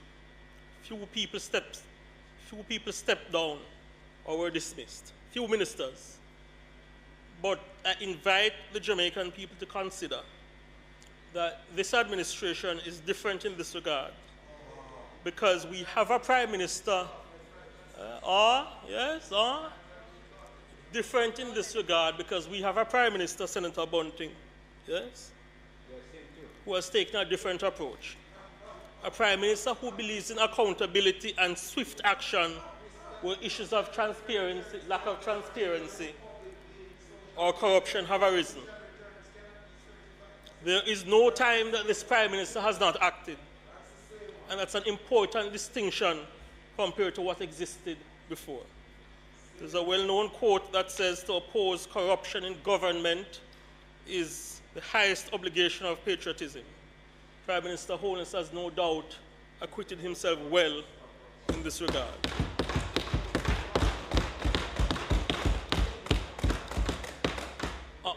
On the matter of the anti-corruption fight, Mr. President, the Integrity Commission is a very important body, and its the institution and its ideals must be supported.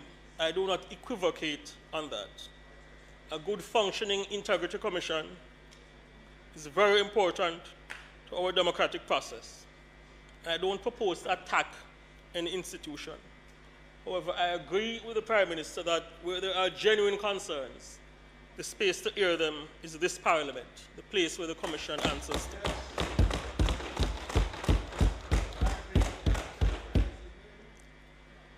I think it's important as well that key agents in the Commission appear to be conducting themselves. I don't mind you addressing the Speaker and Senator Bunting, but please, leave our visitors alone. I think it's important that key agents in the Commission appear to be conducting themselves.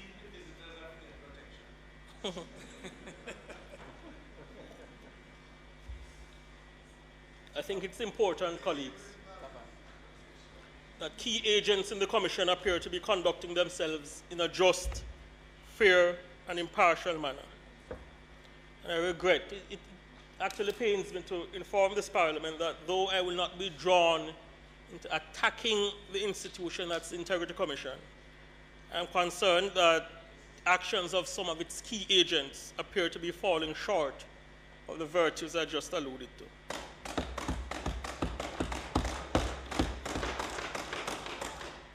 For example, to belatedly submit a document to Parliament which ostensibly cleared one former minister of allegedly egregious conduct without taking a similar course concerning another erstwhile minister when facts of the cases are not majorly dissimilar. That does not appear to be just or non-partisan. For the Commission, Senator Bunting, Focus, stay focused. Yeah. Ignore. I'd govern myself in silence if I were you, because, Penny section is across the floor.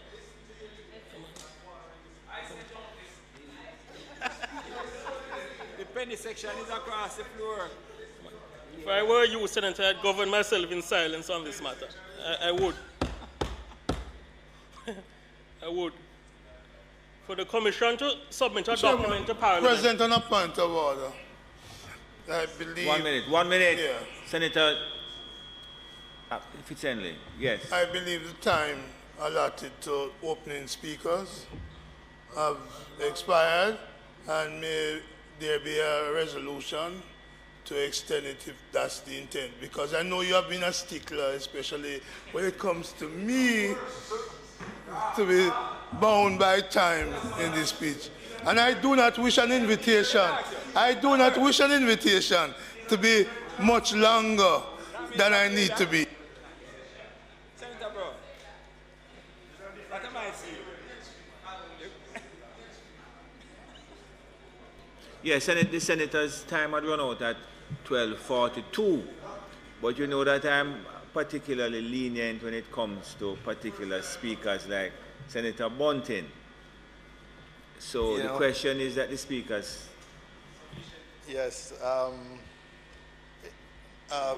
Mr. President, you normally guide us at the start of the State of the Nation for the time allotted.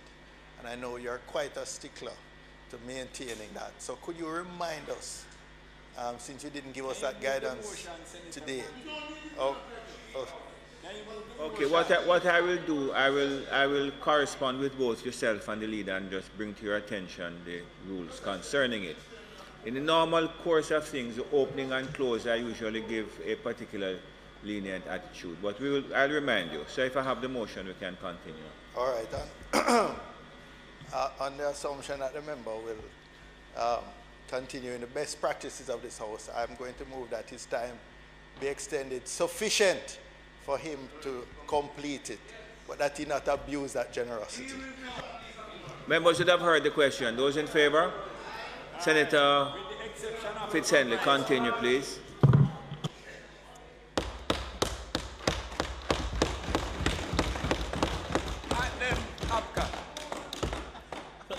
Thank you, colleagues. Thank you. I appreciate it. I had made the point that I'm not into the business of attacking the institution that is the Integrity Commission, but we have genuine concerns which we propose to air before this Parliament. For example, for the Commission to submit a document to Parliament which created the spectre of a Jamaican citizen being prosecuted, knowing fully well that the adverse findings would make it in news across the world, but had long been negated in writing by the designated officer within the Commission who is decide on these things. That sort of thing is unjust. And for the Commission to delay by 2 days, publication of its own document which indicated that the proposed prosecution lacked basis, was bereft of a credible plinth, that action is unfair and unjust.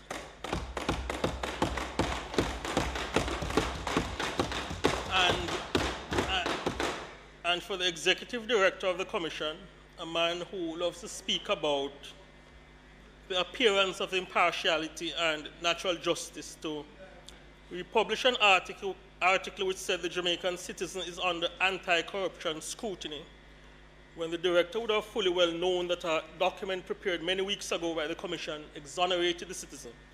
That conduct is not acceptable. And it will make people wonder, that's my concern, sir. It will make people wonder whether malice is at play. And Senator Longmore, the point I'm making is that it does not matter whether that Jamaican citizen is the Member of Parliament for West Central St. Andrew and the Prime Minister of Jamaica. I put it to the Senate and to the country. Yes, I put it to the Senate and the country and fair-minded Jamaicans that no citizen, regardless of their political leaning or station in life, should be subjected to such unjust treatment.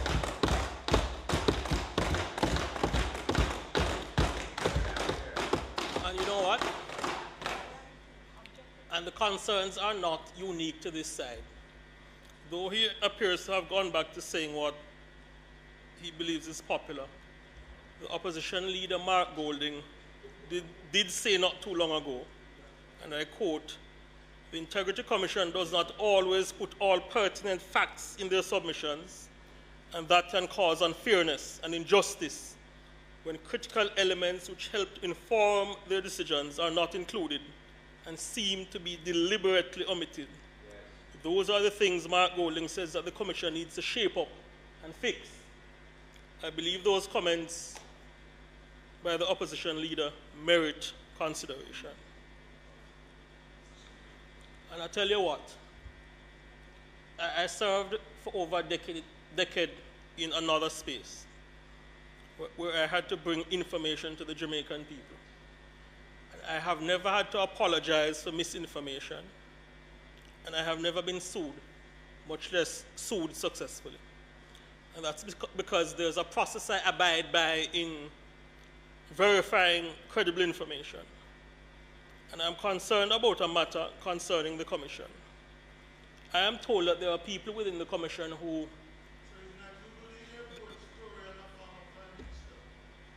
Senator Brown, stop interfering. No, I was in university. Didn't do it. Yes.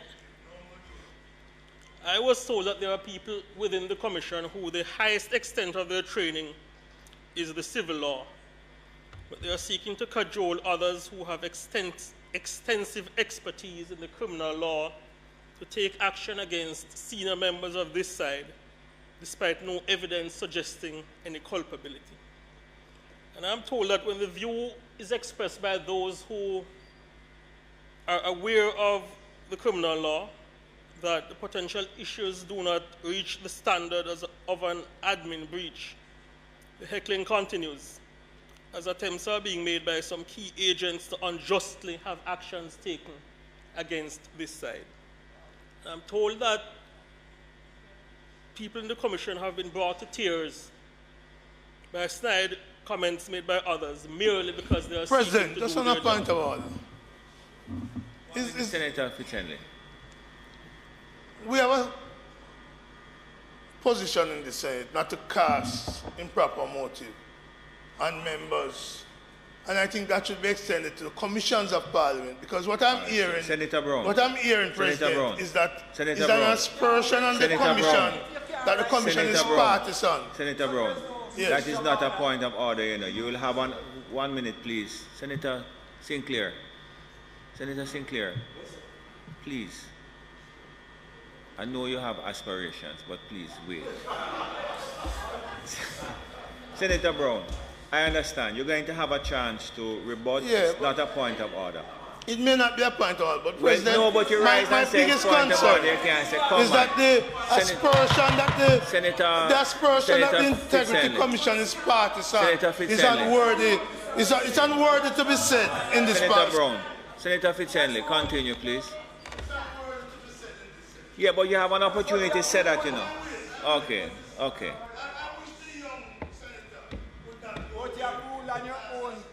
Let's go. Senator Fitz-Henley, continue, please. I am really making a point about fairness and equity and being treated with the such.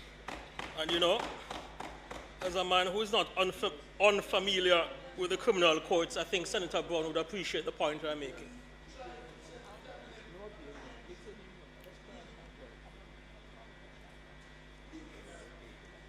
Senator Brown, I'm making a point about fairness and equity before the system. And I think as a man, who is familiar with the courts, you would appreciate the point I'm making. Fairness and equity. What I'm doing now, colleagues, I invite the Parliament to investigate this, what I'm told is a toxic culture that has developed within the Integrity Commission.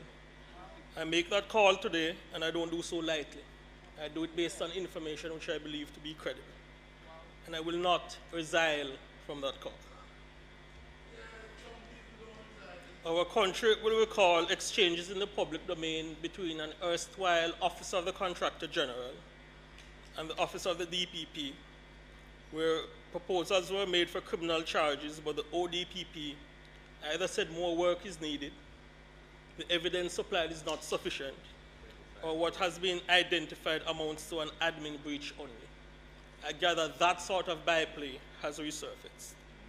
And while I'm at it, Mr. President, I call for the Integrity Commission law to be amended to bar former politically exposed people from being appointed to any office within the Integrity Commission.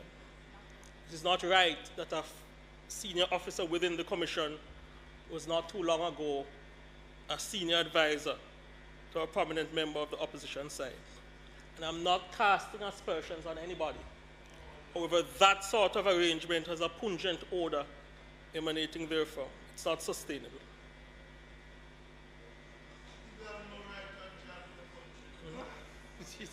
I want to make a quick comment as I approach the close of my presentation about the state of media in this country. I know the recent major decline that was applied to Jamaica in terms of the Press Freedom Index. And yes, there are challenges and have been incidents in the past which should not have happened. I can speak to a few of those. But in my view, such a steep decline was not merited. It's not an accurate depiction about the state of affairs in Jamaica. However, again, I did my checks, and I was told that our friends in the international community who assess these things and only operate based on what was said to them. And I am of the view that they were misled. As a matter of fact, I was told that there was a stakeholder who, to the astonishment of some of my former colleagues, presented a false picture about the media landscape and interactions with this side. Stakeholders must understand, sir, that when you seek to speak negatively about your country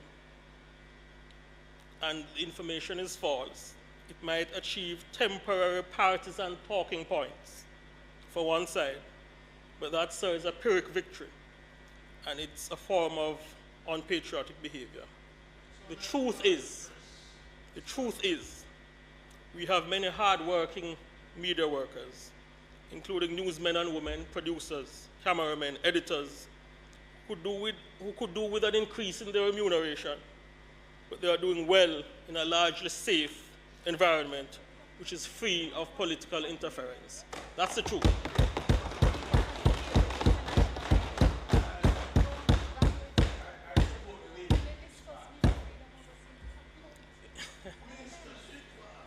In closing, colleagues, in closing, our people are a unique people, and there's no doubt that we're a blessed country. Not only do we have a comparative advantage in terms of much of our natural assets, I genuinely believe that so many of our people, whether from Moran Point to Negril Point, whether in the hills of East Rural St. Andrew or the plains of Boscobel in West St. Mary, by virtue of their daily activities as they ensure their sustenance and greet their neighbors with a smile and look out for each other's offsprings, they represent the very best of Jamaica.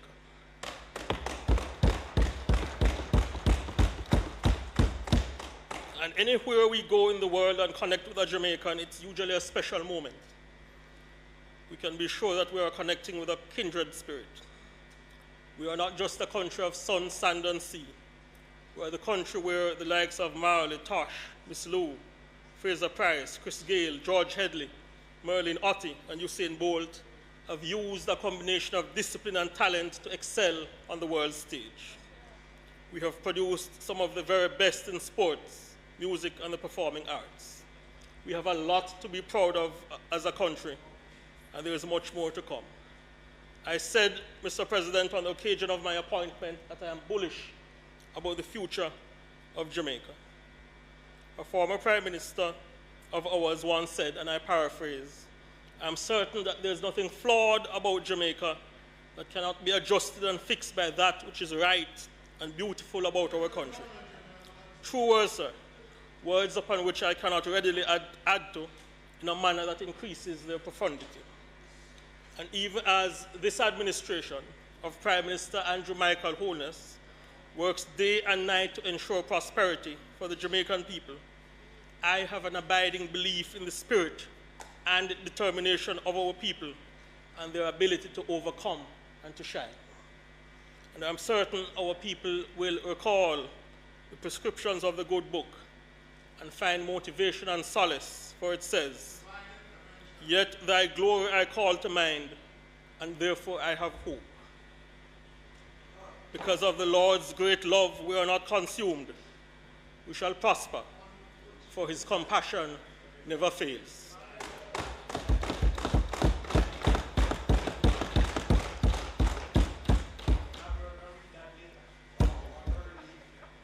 Mr. President, thank you, sir. God bless you, and may God bless Jamaica.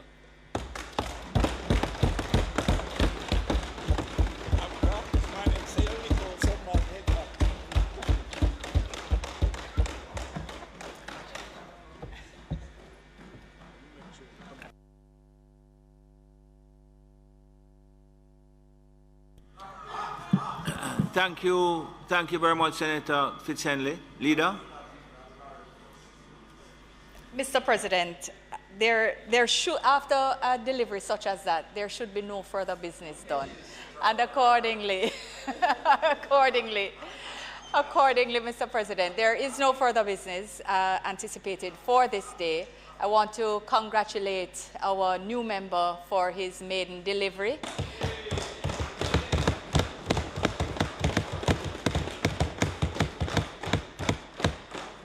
And indeed, although it might be a bit of a stretch of a cricket analogy, but that extend the hope that he has rolled the pitch for an excellent State of the Nation debate.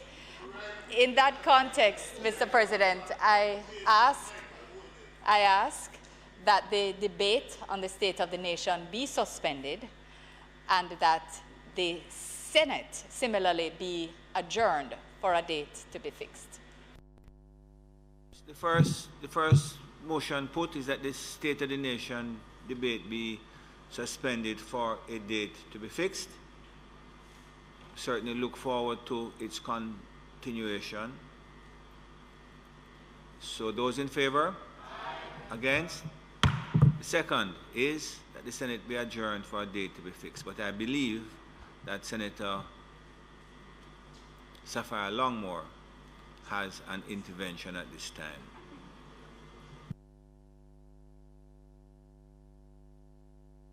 The motion for an adjournment. Yes, precisely. On the motion for adjournment, I rise to recognize an issue of national importance. Mr. President, firstly, congratulations to my colleague on his maiden presentation. Mr. President, we are all taken aback as a nation and individually by the recent events and acts of violence against our children. I will not refer to any in particular at this point in time, but needless to say that we're all suffering the pain of the families that have lost their little loved ones to, the only way I can describe it, to inhumane animals within our society. Our sincere condolences to those who are affected and their loved ones. Mr. President, I found it necessary to bring this to our attention at this time because of the amount of requests that I have been getting. Senator Longmore, you can't, don't sit. You know, I know that you are trying to be as sensitive as possible, but I think that there is nothing wrong in you identifying the murder of the young child, Daniela Rowe, by name, because you are aware that the matter is presently before the court, or ought to be before the court, or is being investigated, I should say.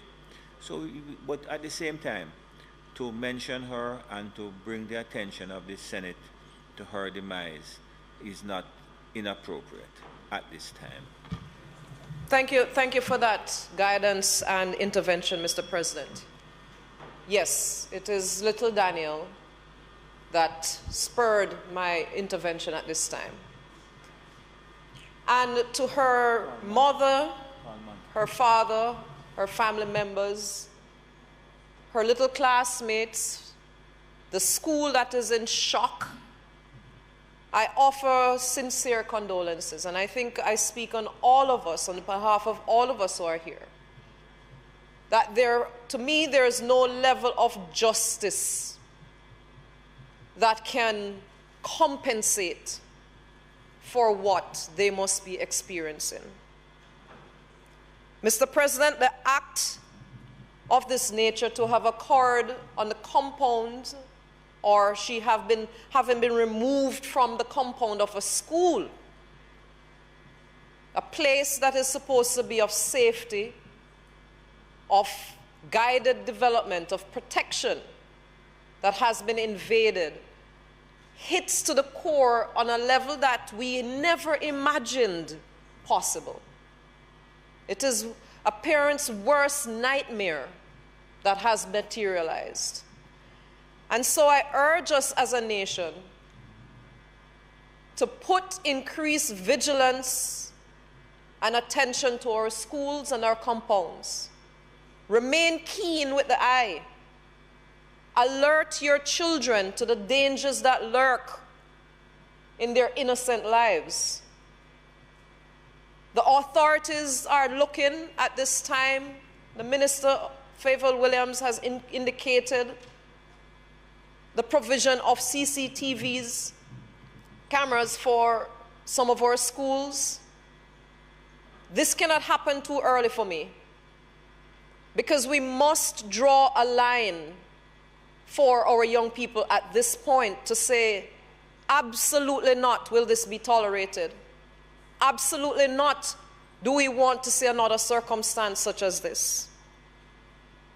Mr. President, the individual trauma and pain compares also to the group trauma and pain that the classmates and the community of little Daniel must be feeling. I say to them as they go through their stages of grief,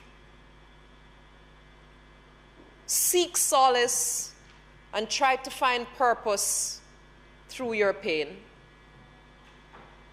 Seek the understanding that there are some things that we cannot explain the reasoning behind, but we must find the strength to move forward. We must find the strength to move forward in a way that brings justice and a sense of reasoning behind her loss. Mr. President, mental health care is on everybody's mind.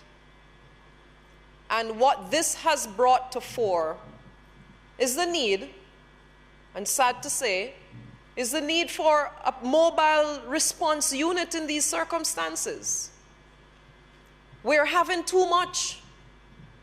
The demand is great, and the response needs to be urgent. And so I am making the call for this on this floor of the Senate at this time. A mobile unit that can respond to these circumstances, where we can go in with the adequately trained staff to see to what needs to be done in these moments, to have the follow-up, to ensure that the ripple effect of this trauma does not hurt someone else, as it is known to do. Mr. President, I assure us, my colleague spoke of the breakdown of the family and what permeates in our society. The issues of poor communication and conflict resolution, whatever is behind all of this, it is little Daniel who has suffered the grave consequence. Take some time to try and understand what somebody else is saying. If you have a disagreement, recognize that you don't have to get violent. Recognize that there are more peaceful ways to resolve your differences. Don't take it out on someone who is innocent. I only take solace that it is only possible that someone of that level of naivety has transcended to a space that we only can hope for ourselves. I remind us of the emergency numbers for mental health care at this time. 1-888 New Life, 211 for child abuse and child trauma, You Matter for the teenagers, and any health center or clinic or emergency room, if it is that overwhelming. I thank you, Mr. President. Senator Longmore, may I just thank you very much for that intervention, which was sober and put us in mind of the necessity to have this sort of intervention at every level. You have, over the years, repeatedly referred us to this need that exists in the society, and I thank you very much.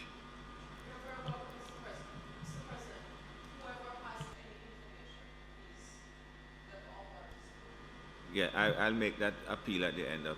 Senator Crawford. Distill the names. I haven't seen, you know that I really.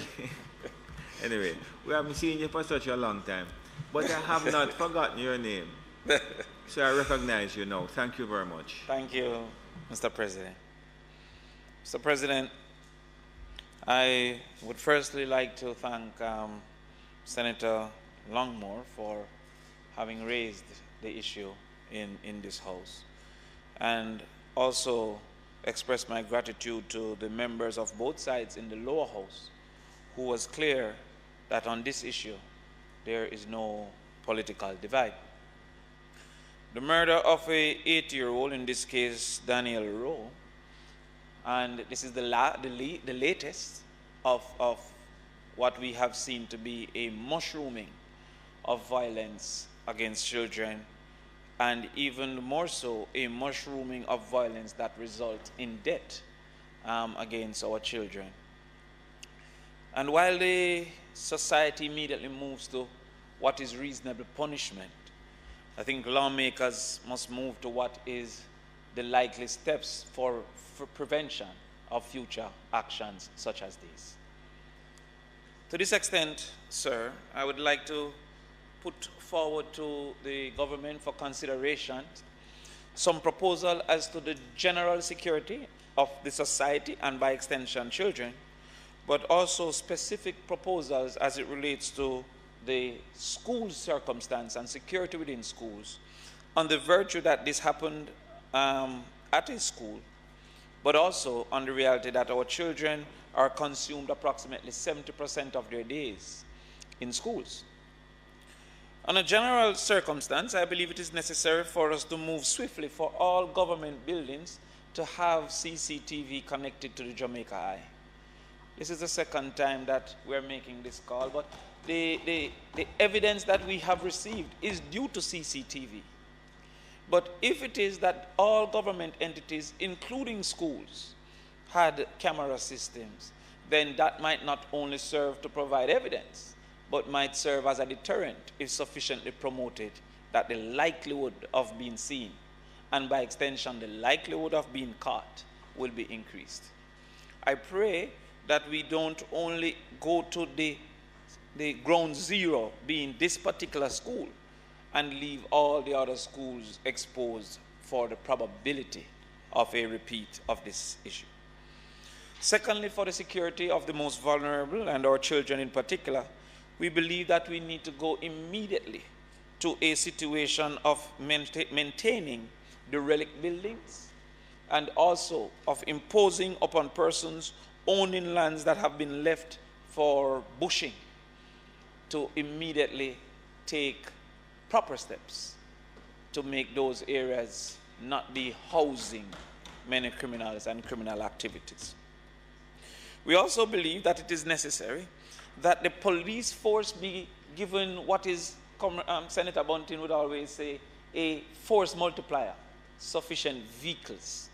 And not only to have sufficient vehicles in terms of cars and bikes, but also that the period that we know students are in transportation, that those areas are heavily policed, and that it gives the police an ease of response within those particular areas.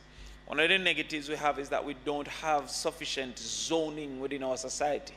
And so we have schools almost everywhere to facilitate people having lived everywhere. But if we have this force multiplier of increased vehicles and a dedication from the police force to ensure the flooding of coverage within that 2 to 4 period that students are moving, it becomes even more a deterrent for negatives against our children within that space. The other thing we would love to ask for is for the pickup, and I heard the Minister of Education actually speak to this, and I must also congratulate her for being quick in saying some of these things, while I would say not extensive enough, but she has been quick, is to have a policy for pickup.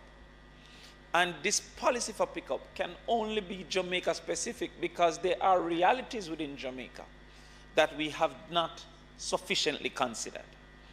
One thing that comes to the forefront each time we have a tragedy is the family structure.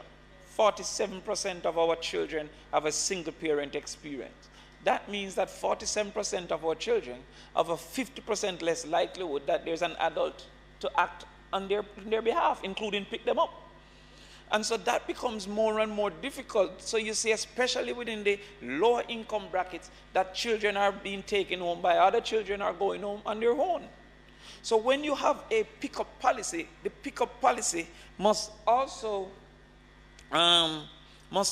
consider that there will be children that by design go home on their own. It therefore means that we can use technology to insist that children not being escorted by an adult should have the tracking bracelet that would then indicate to a parent once they come off the desired or designated track that was inputted in this bracelet. Now, I've done this research to see that these bracelets are not expensive. Actually, you can get a tracking bracelet for no more than $8 US. And it will immediately send, you can put the route in your phone and your app, and it immediately sends a text message to the parent once the child goes off that route. Now, if we then further ties it into the Amanda alert, that a parent who then perceives this to be a risk immediately sends a message to a police app, then that response, the police starts to track that tracking unit. We further believe. Oh, yes, and I welcome the new minister. You're hearing me very loudly. Yes, and we can always go down lunchroom and discuss it further. Not everything, but 90% is satisfactory. Additionally, technology can be used for pickup. Further research that we have done have also showed that a person can have a code and a child. And when they go, they press in both the child's code and their code that indicates inside that there's a match for the pickup. But why is it that we have not considered this reality, that schools can also implement paid after-school care? What is the reason why a parent have to hurry from work? And if we have a single parent system, it's even worse, because, I mean, this parent, and most times single parents are not in, many of our single parents, not most times, I apologize, are not in circumstances that they decide when to leave. So therefore, why is it that our schools can't have a paid aftercare system that don't cause for a parent to now be trying to make all manner of organizations because they can come within the 2 to 5 segment? The school could always have a paid system, and please don't think we're calling on teachers to take this up now because they are already overworked, but there can be a approved aftercare providers that comes on behalf of the schools. This will assist greatly, I believe, to further assist. We also call on communities to expand what they now call the neighborhood watch to more than just neighborhood watch for nights and criminals, but neighborhood watch to be neighborhood pickup, so that you organize yourselves to say, okay, we can organize our transportation system, we can organize an adult to be a volunteer in this period of time, we can organize this pickup from this area. And it's difficult for Jamaica because our schools are so widely separated with quality that nobody just automatically goes to the closest school, because some schools are unlikely to provide the education that you need. But you will find that Portmore will have a lot of people within the space that this community neighborhood watch, neighborhood pickup can be organized to better assist for how we will get to our children. So while we offer our condolence to Danielle Rowe, her family, her community, the students, the teachers, and we also offer some level of support to the anxiety that the public now feels, because now everybody with a child is saying that could have been my child, and is now taking steps to make sure, if you see the traffic now at 2:30, everybody's making sure that they are picking up their children. And to this extent, I also ask for the ministry to quickly speak to the types of phone that our children are also carrying, because that's increasing their risk. The types of phones Now, the technology, time now and thing, and you might have access, but the school shouldn't, a child should have nothing more than $1,000 phone to school. Him can have him $50,000 and $200,000 phone at home. But no thief was interested in me in 1992 when I only had what was left of my lunch money. No thief was interested in me when I only had what Uncle Rani would have given me as a top-up. But now, children are being perceived as an easy target for 200,000. An easy target. So while this particular case might not have been for a device, more and more we're seeing and hearing reports of thieves targeting children for the devices. The school should confiscate, because there's no need for iPhone 52 or whatever it has now gone to. There's no need for Samsung 14 Plus or whatever. That there should be, from a policy standpoint, to protect many who don't understand the risk that they're facing. So the punishment discussion is going to come when this criminal is caught and carried before the court. I've heard for the cause of hanging and all, but the policy position, the policy changes for prevention, because I wouldn't mind if there's no punishment if there was no action. If we can prevent further cases like this by policing our schools satisfactorily, educating our communities efficiently, and also informing our parents on how to best protect their children, I believe that we will not be here so often speaking to the negatives of the most vulnerable, being harmed, being molested, and being killed. So I thank you again, Senator Longmore. I thank the government for being active at this time, including the Ministry of Education, and I hope that the recommendations, we can have space for conversation so that those recommendations can be fleshed out further and implemented if of worth and if worthy. Thank you, Mr. President. All right, thank you very much, Senator Crawford, and from both presenters. There are recommendations that I'm certain will be discussed going into the future. I don't think that any of them is a one-cap-fit-all. Environments may differ and circumstances, but it is a call upon everyone, the PTA bodies that would have regular meetings, every school has a PTA, that they can have their own discussions to see what best fits their school, and the community organizations what best fits their community. You know, just driving around in Montego Bay, at times I see some kids walking to school by themselves and they can't see over the bonnet of a car, and so that in itself poses tremendous challenge, especially when we have the limitations with even our sidewalks that may not be sufficiently wide or maybe broke, not cause persons to, or the kids to venture into the into the roadway and so forth. And with the change in climate and the heavy rainfalls, we see what has happened in the past, and even recently in St. James, where 2 youngsters had to be rescued by residents in a particular community when they fell into a drain.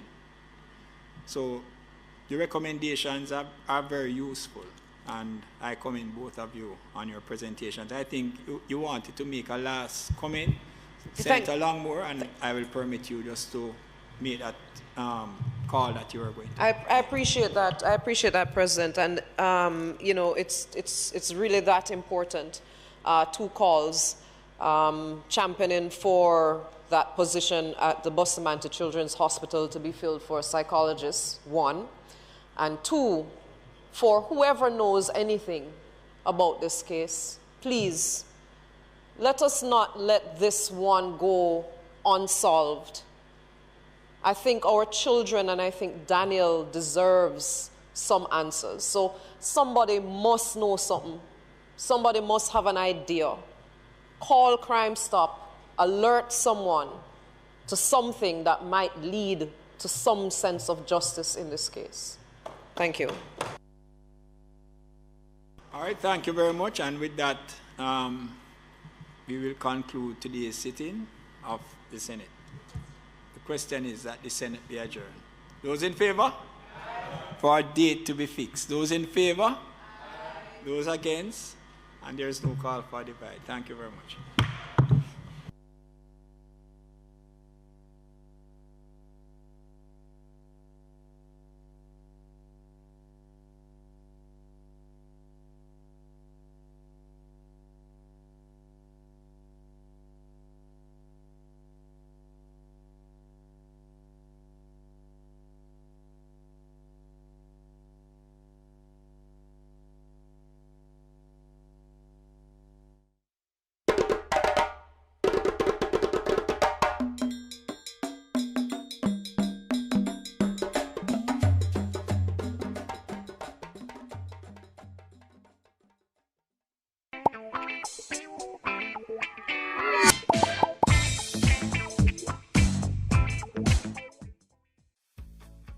It's here, Jamaica's new Polymer banknotes.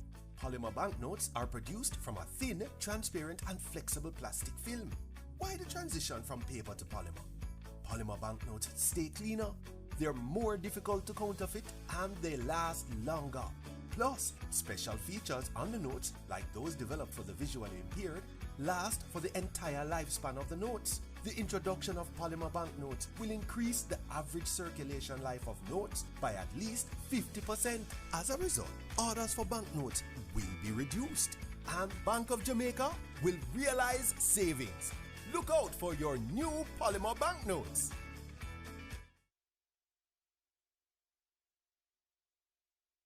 It's Friday, June 16. In the headlines, the new sexual harassment law comes into effect July 3. Former police chief tipped to be head of the Transport Authority.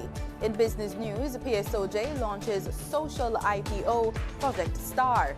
Regionally, Trinidad and Tobago pledges support for World Health Organization's Pandemic Accord. Internationally, Iran's Raisi signs several cooperation deals in Cuba. And in sports, Windies win against UAE. In entertainment news, entertainers speak out about the murder of 8-year-old Daniel Rowe. This is the Weekend News on PBC Jamaica. I'm Simone Absalom Gale.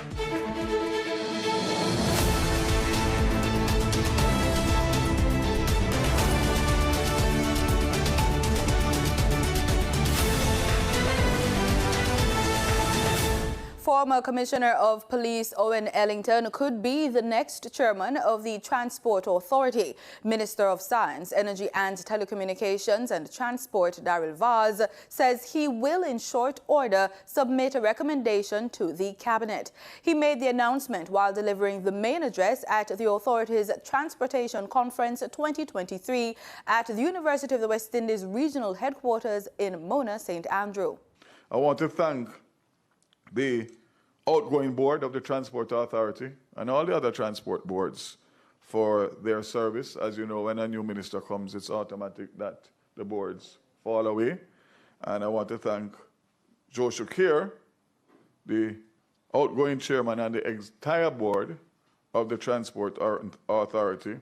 But to start off by saying that I invited former Commissioner Owen Ellington here because it is my intention to take to Cabinet in short order a recommendation for Owen Ellington to become the new chairman of the Transport Authority. The Transport Authority is the agency charged with responsibility for the licensing of all public and commercial vehicles and the regulating and monitoring of public transportation in Jamaica. Managing Director of the Transport Authority, Ralston Smith, says just over 33,000 transport licenses have been issued. He says the sector is linked to the country's productivity and stakeholders must find the most efficient and productive model. Public transportation is more than a social good. It is more than just moving people from point A to point B. For me, it is an